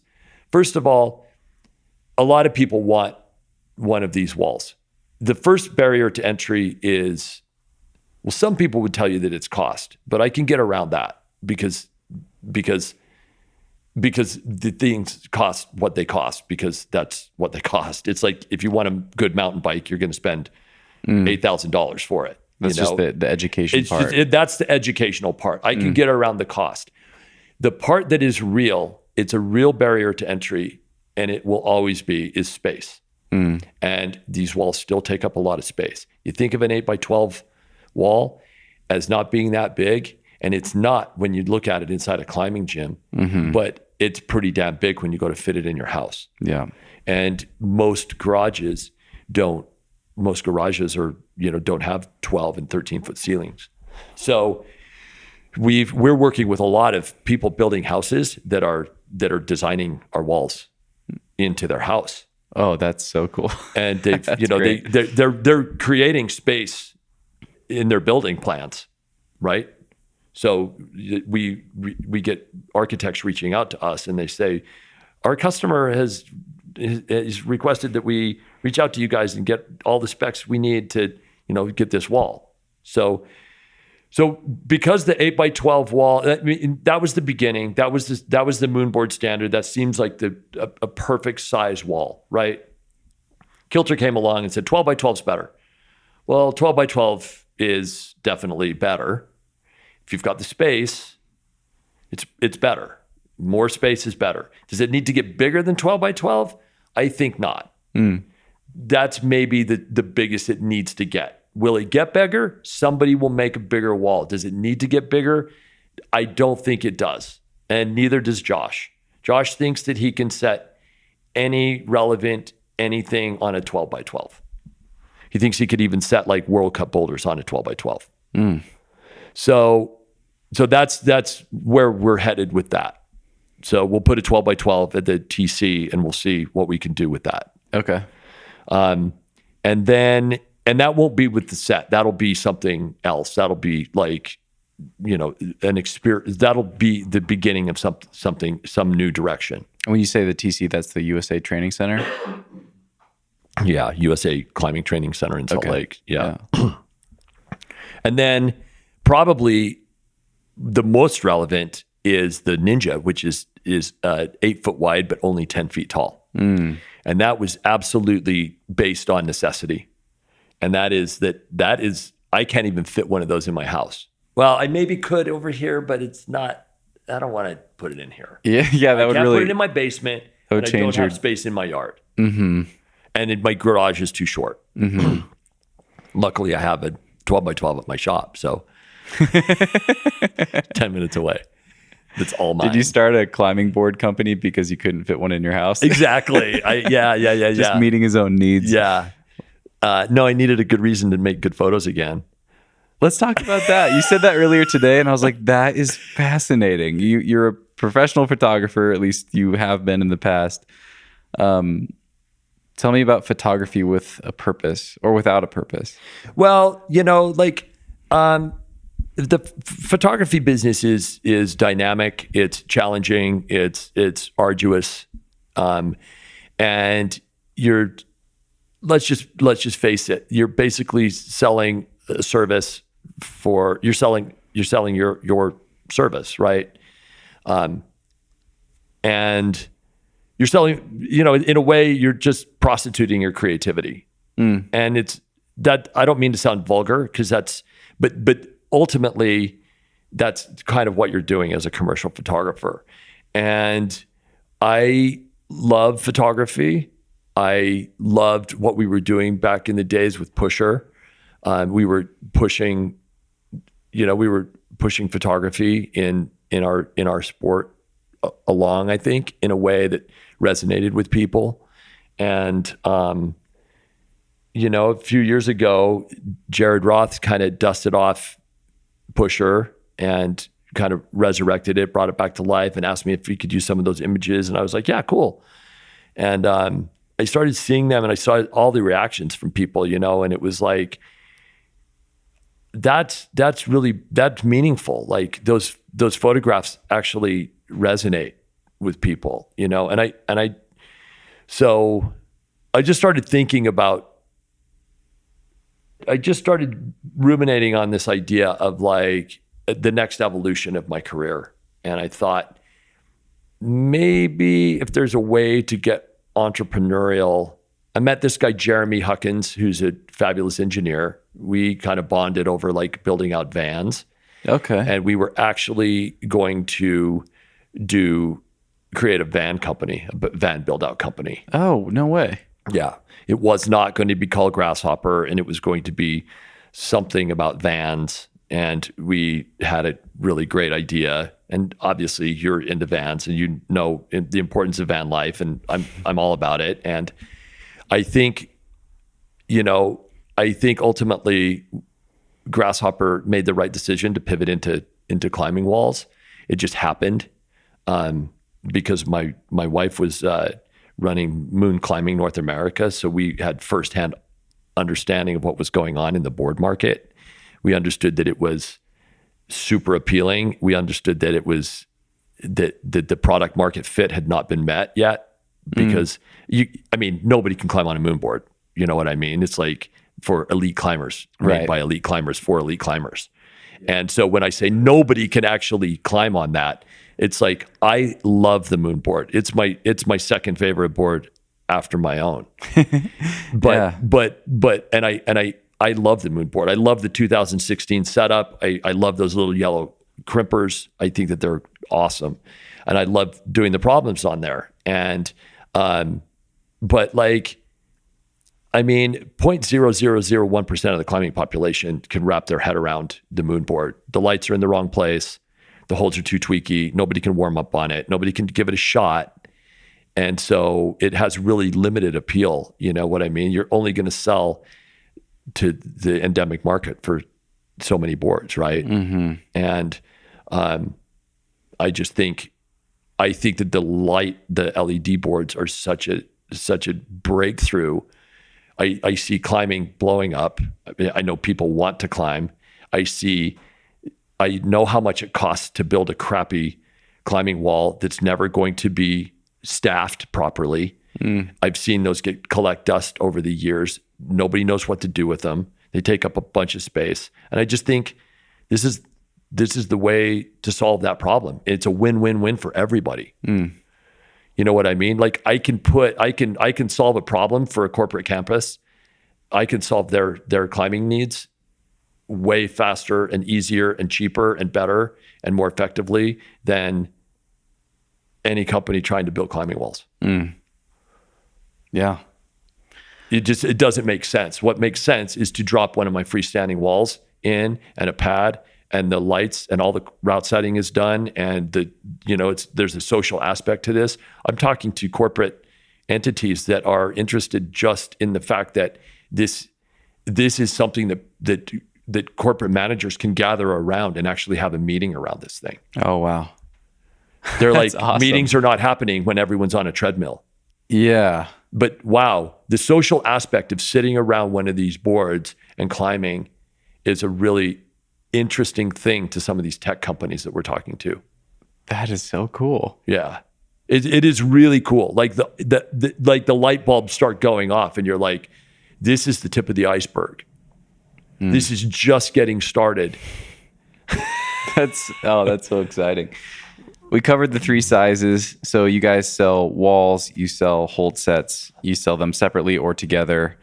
You had Josh Larson do all the setting and figure out where all the He's holds the go on mastermind board. behind the course set or the route setting. Yeah. Okay. Yeah. He did the layout and it's symmetrical or mirrored so that you can flip the problems. And it uses the app just like the other Yeah. boards and Yep. LED lights and all the Yep. thing.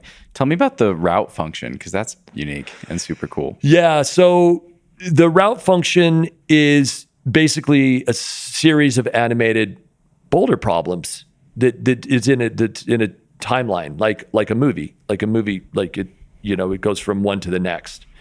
It's different than 4x4s, or it's different than just stacking boulder problems because you can do a sequence that's 100 frames long, and each frame can reveal 3 to 5 moves in it. And so the coolest thing for me about the board, at least where I'm at right now, which is like my interest is right now is in sport climbing more than bouldering, and training power endurance, like real effective power endurance and endurance. There's a lot of climbers out there, good climbers, that have probably never experienced being able to shake out on like door jam edges and recovering fully and having that sort of amount of stamina.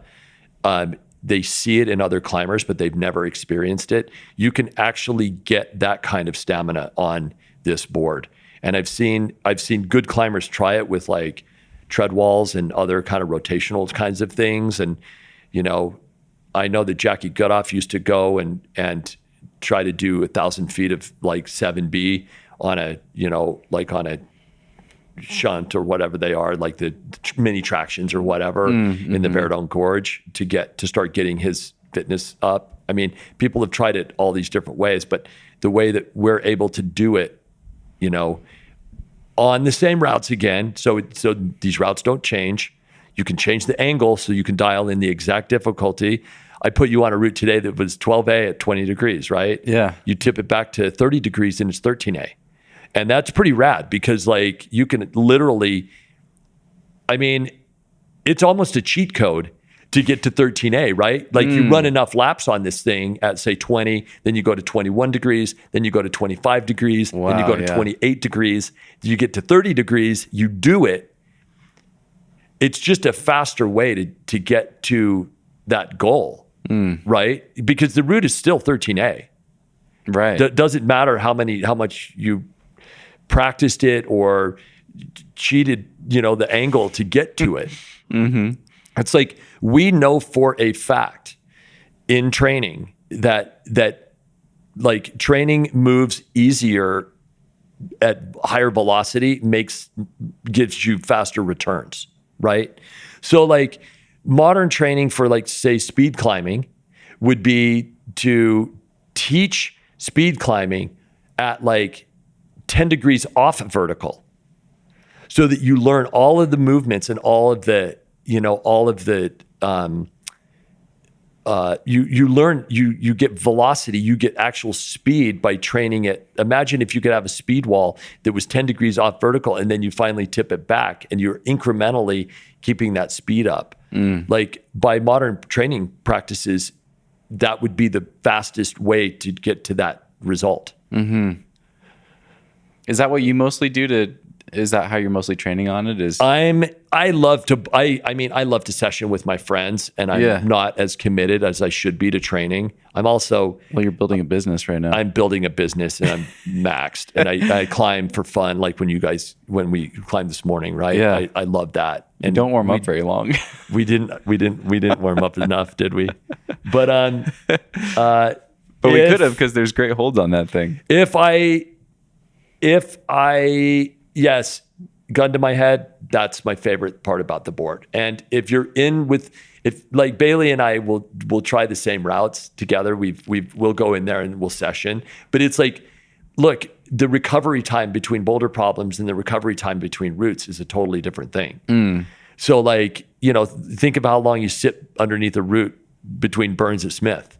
Or an AF, right? It's like 15 minutes or a half an hour. And it's the same thing when you're doing that. So it's like, I guess at my shop, I could try a route, then maybe go answer a bunch of emails and come back and try a route again. Yeah. But I haven't gotten that committed yet, but I think it's the sort of the real unlock on that board. And the thing that makes it work, because that feature is available on other boards, but the other boards don't have the variable size holds. So we have 15 like jugs on our wall, 14 jugs on our wall that are there to facilitate this. And we also have a bunch of really crappy footholds that make moves harder. So like it's easier to fine tune exactly what you need in the way that Josh has laid out the wall. You know what I mean? Like you can find an easy or a hard way through a sequence. Through every section of through the every wall. sequence, through every section of the wall. And what you're not having to do is you're not having to turn into like a high shoulder move to make it a hard move, right? You're not just turning the same size holds different directions. It's like we've actually, I mean, the board, the way that it's laid out, you can do, like you said, it's fun. Even if the moves are hard or awkward, they're not just awkward for the sake of being hard. Do you know what I mean? They're awkward because the footholds that were chosen, at least on that Rose move, was in the exact right spot to force that move. To force that move. Yeah. A different foothold, totally different move. Right. Right. Yeah. Do you think someone, if anyone's listening to this and they're intrigued, they want to put a Ninja in their house in their 10-foot garage, do you think the root function works on the Ninja? It does. Okay. It does. For sure. It's, every time you ratchet down the size, you lose some function. But having a board, I mean, the Ninja's probably bigger than the Woody that you built at your house that you got as strong as you've ever been strong. Right. Right. Right. That was an 8-foot garage. So yeah. So like the Ninja is a really nice size wall. And there's a lot of, I mean, Kilter makes a Ninja size hold set. Tension makes a Ninja size hold set. And our Ninja size is also, we designed our hold set. The Ninja hold set is not like just a crop of another bigger wall. It's like it was designed to be functional at 10 feet. And then you expanded. Then we expanded beyond that. And we'll keep expanding. I don't know if we'll go much. I don't know that it's necessary to go bigger than 12 by 12. Yeah. Can you tell me about Necessary Evil and where that fits in for you? I asked you today if you still had outdoor projects. So I do. I would like to go back and I'd like to try Necessary Evil. It's I love the climbing on that wall. It's, if I were ever to do, I'm stronger. I probably could be stronger now than I was back then because I have more like systemic strength now than I did back then. More, what does that mean? Like more like my back is stronger. Probably my shoulders are stronger. My biceps are stronger. From training or from? Just, I mean, I do, like I have a yoga practice that I do. I try to, my body hurts a lot. So I have to figure out how to make it feel better. And so strengthening weak muscles has been a big part of that. Getting more flexibility, more stretching, more strength, more systemic strength has been a big part of all that. So I'm a little bit more robust than I used to be. I was like borderline crippled like 15 years ago. Oh, wow. So, and just from like hard bouldering, hitting the ground hard, just like not taking care of myself.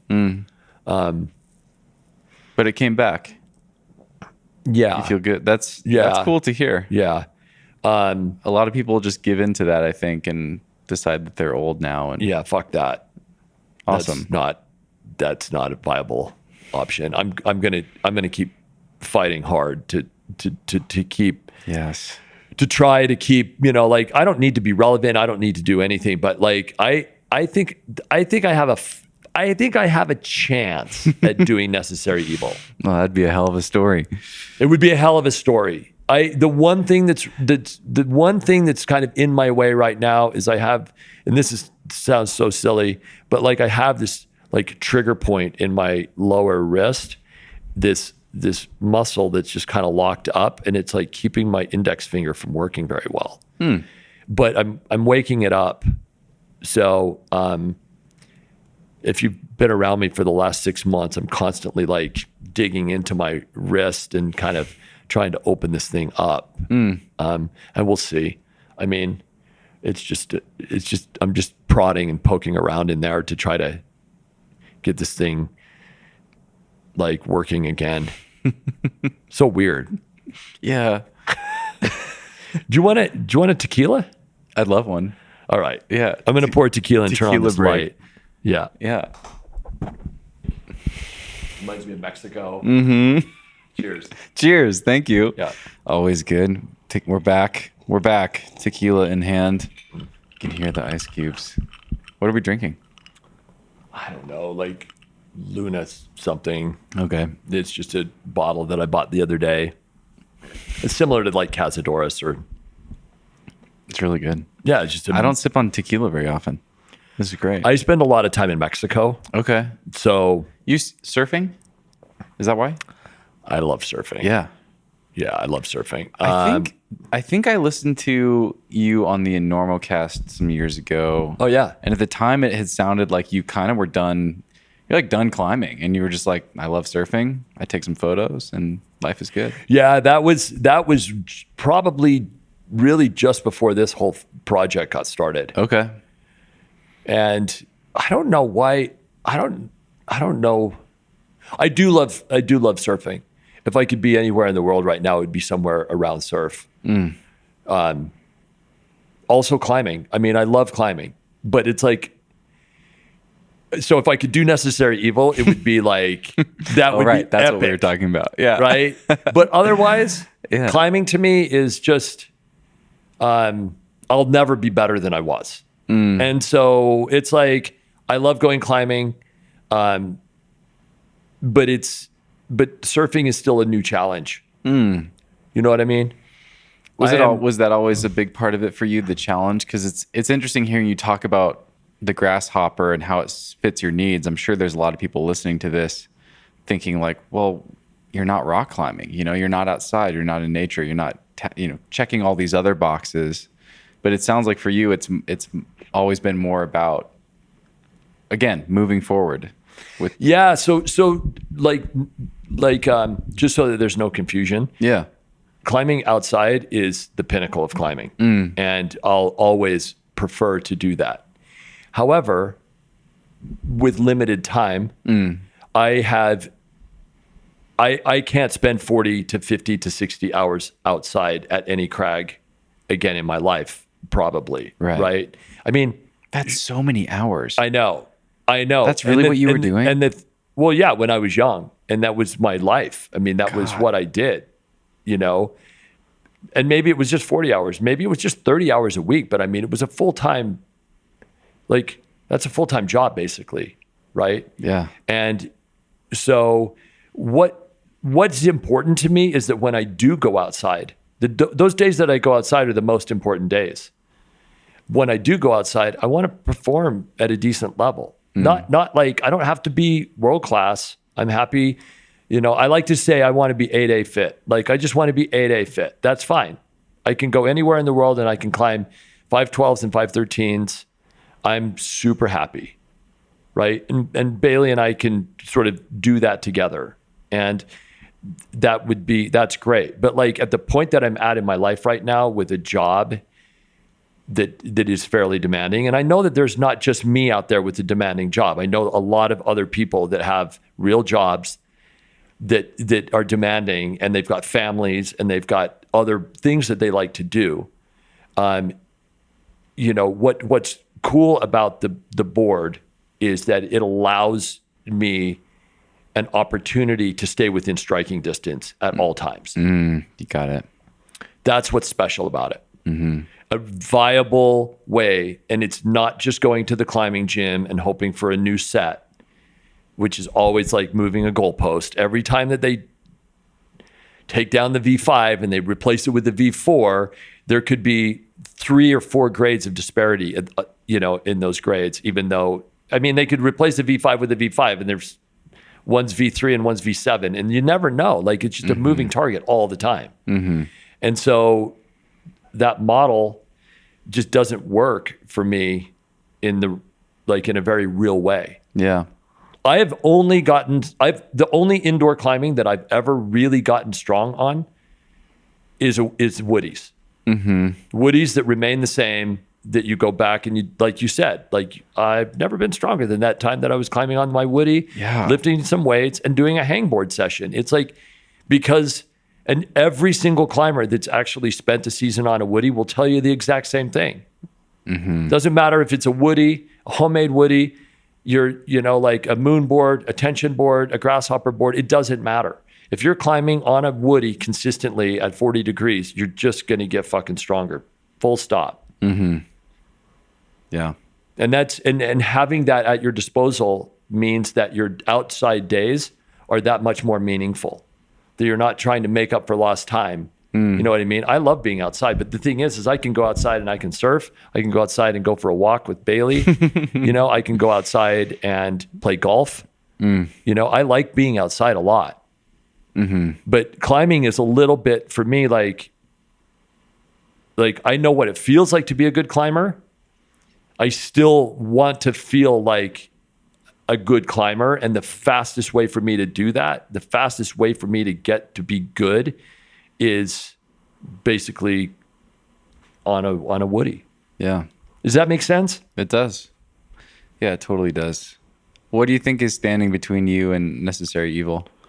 Aside from the knot in my hand. Aside from that, aside from this phase of life and being in startup mode, basically. I mean, it's just hard. That route is proper hard. it's, I don't think anyone's done it or not done it. And everyone thinks it's hard. Yeah. So hard, small crimpers, extra dry air, super, super dry. And I have super dry skin. So like I tend to find those holds really slippery. What's standing in my way? I don't know, honestly, because I honestly think I can do it if I bear down and commit it. Awesome. But I am on the clock. I am on the clock. I will be 56 this year, and I'm definitely on the clock. Yeah. But the route itself, God, that'd be so cool. the route itself is not too hard for a 56-year-old. That's amazing. You know what I mean? It's not because of my age. If I don't do it, it's because of a lack of preparation. Okay. And I think I'd like to do it. There was a couple of years ago where Bailey was like, I'd like to do this thing in the gorge. And I'm like, there's no fucking way I'm ever going to go down and sit in the gorge again for an entire winter. And then COVID hit and we stopped traveling elsewhere, like we stopped doing exotic travel. And the business doesn't allow us to do, it's like COVID hit at the perfect time to build this business for us, because it's like, it shut us down, but at the perfect time that we just needed to just hunker down and just do the stuff that we needed to do. Our routine has been leave the house, go to the shop, come back to the house.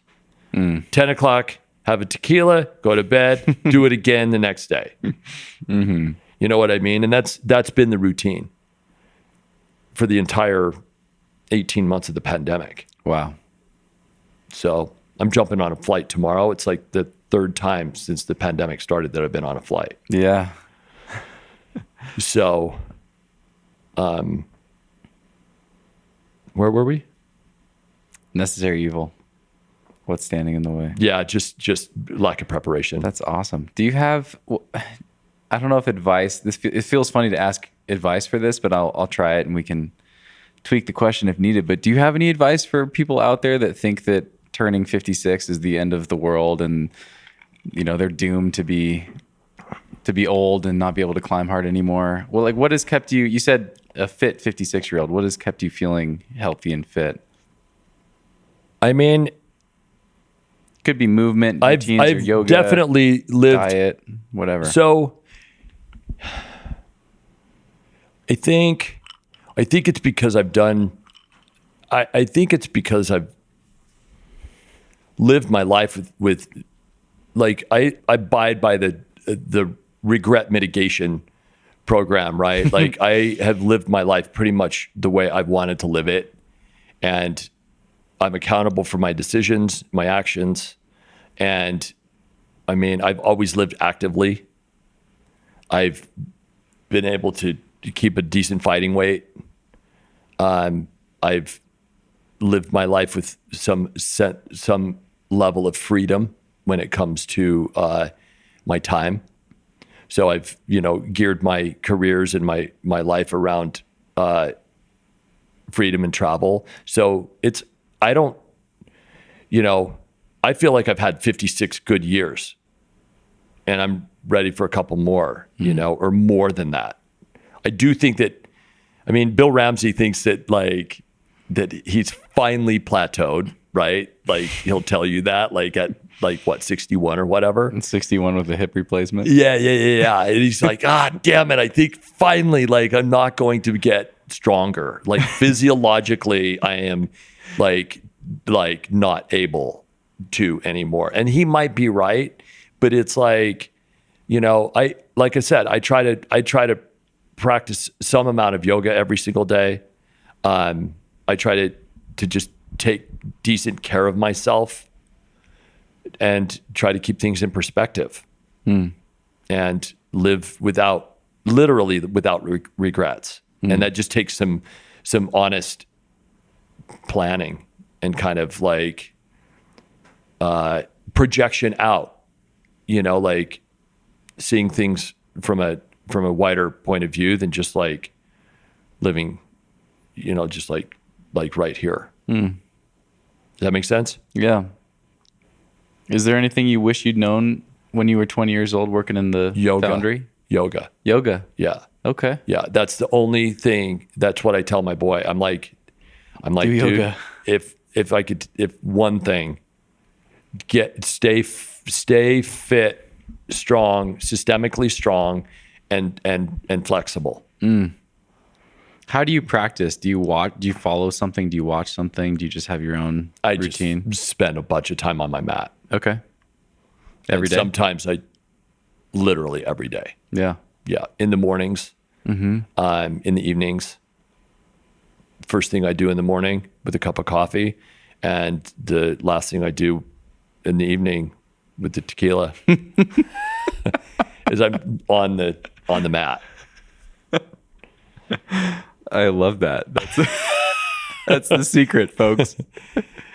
I Yoga mean, in the morning with coffee. there's no look, I'm old and bald, but I don't feel any different than I used to. And Mike and I, awesome. MC and I, we still horse around like children. You know what I mean? And we play hard. I mean, we still charge as much as we can and do stupid shit all the time, and just kind of you just stack up fun memories, fun experiences, and it becomes in and of itself the essence of living. You know? That's awesome. Boone, this is a question that I always ask my guests wrapping up. What is something that you've been feeling especially grateful for lately? I mean, all the normal stuff, family and friends, and the opportunity to have a life well lived, honestly. And that a lot of that's through climbing. A lot of that's because of climbing, if not most of it or all of it. Amazing. Thanks, man. Thanks a lot. Yeah, this is really fun. Really fun to get to see what you've been building at the warehouse today. Cool. And I'm really excited to see what it turns into. Thanks. I think there's... Yeah, me too. Yeah. Me too. Yeah, I think it's going to be a cool road. Yeah. Yeah. It's interesting because I've seen this before, I'm banking on the fact that,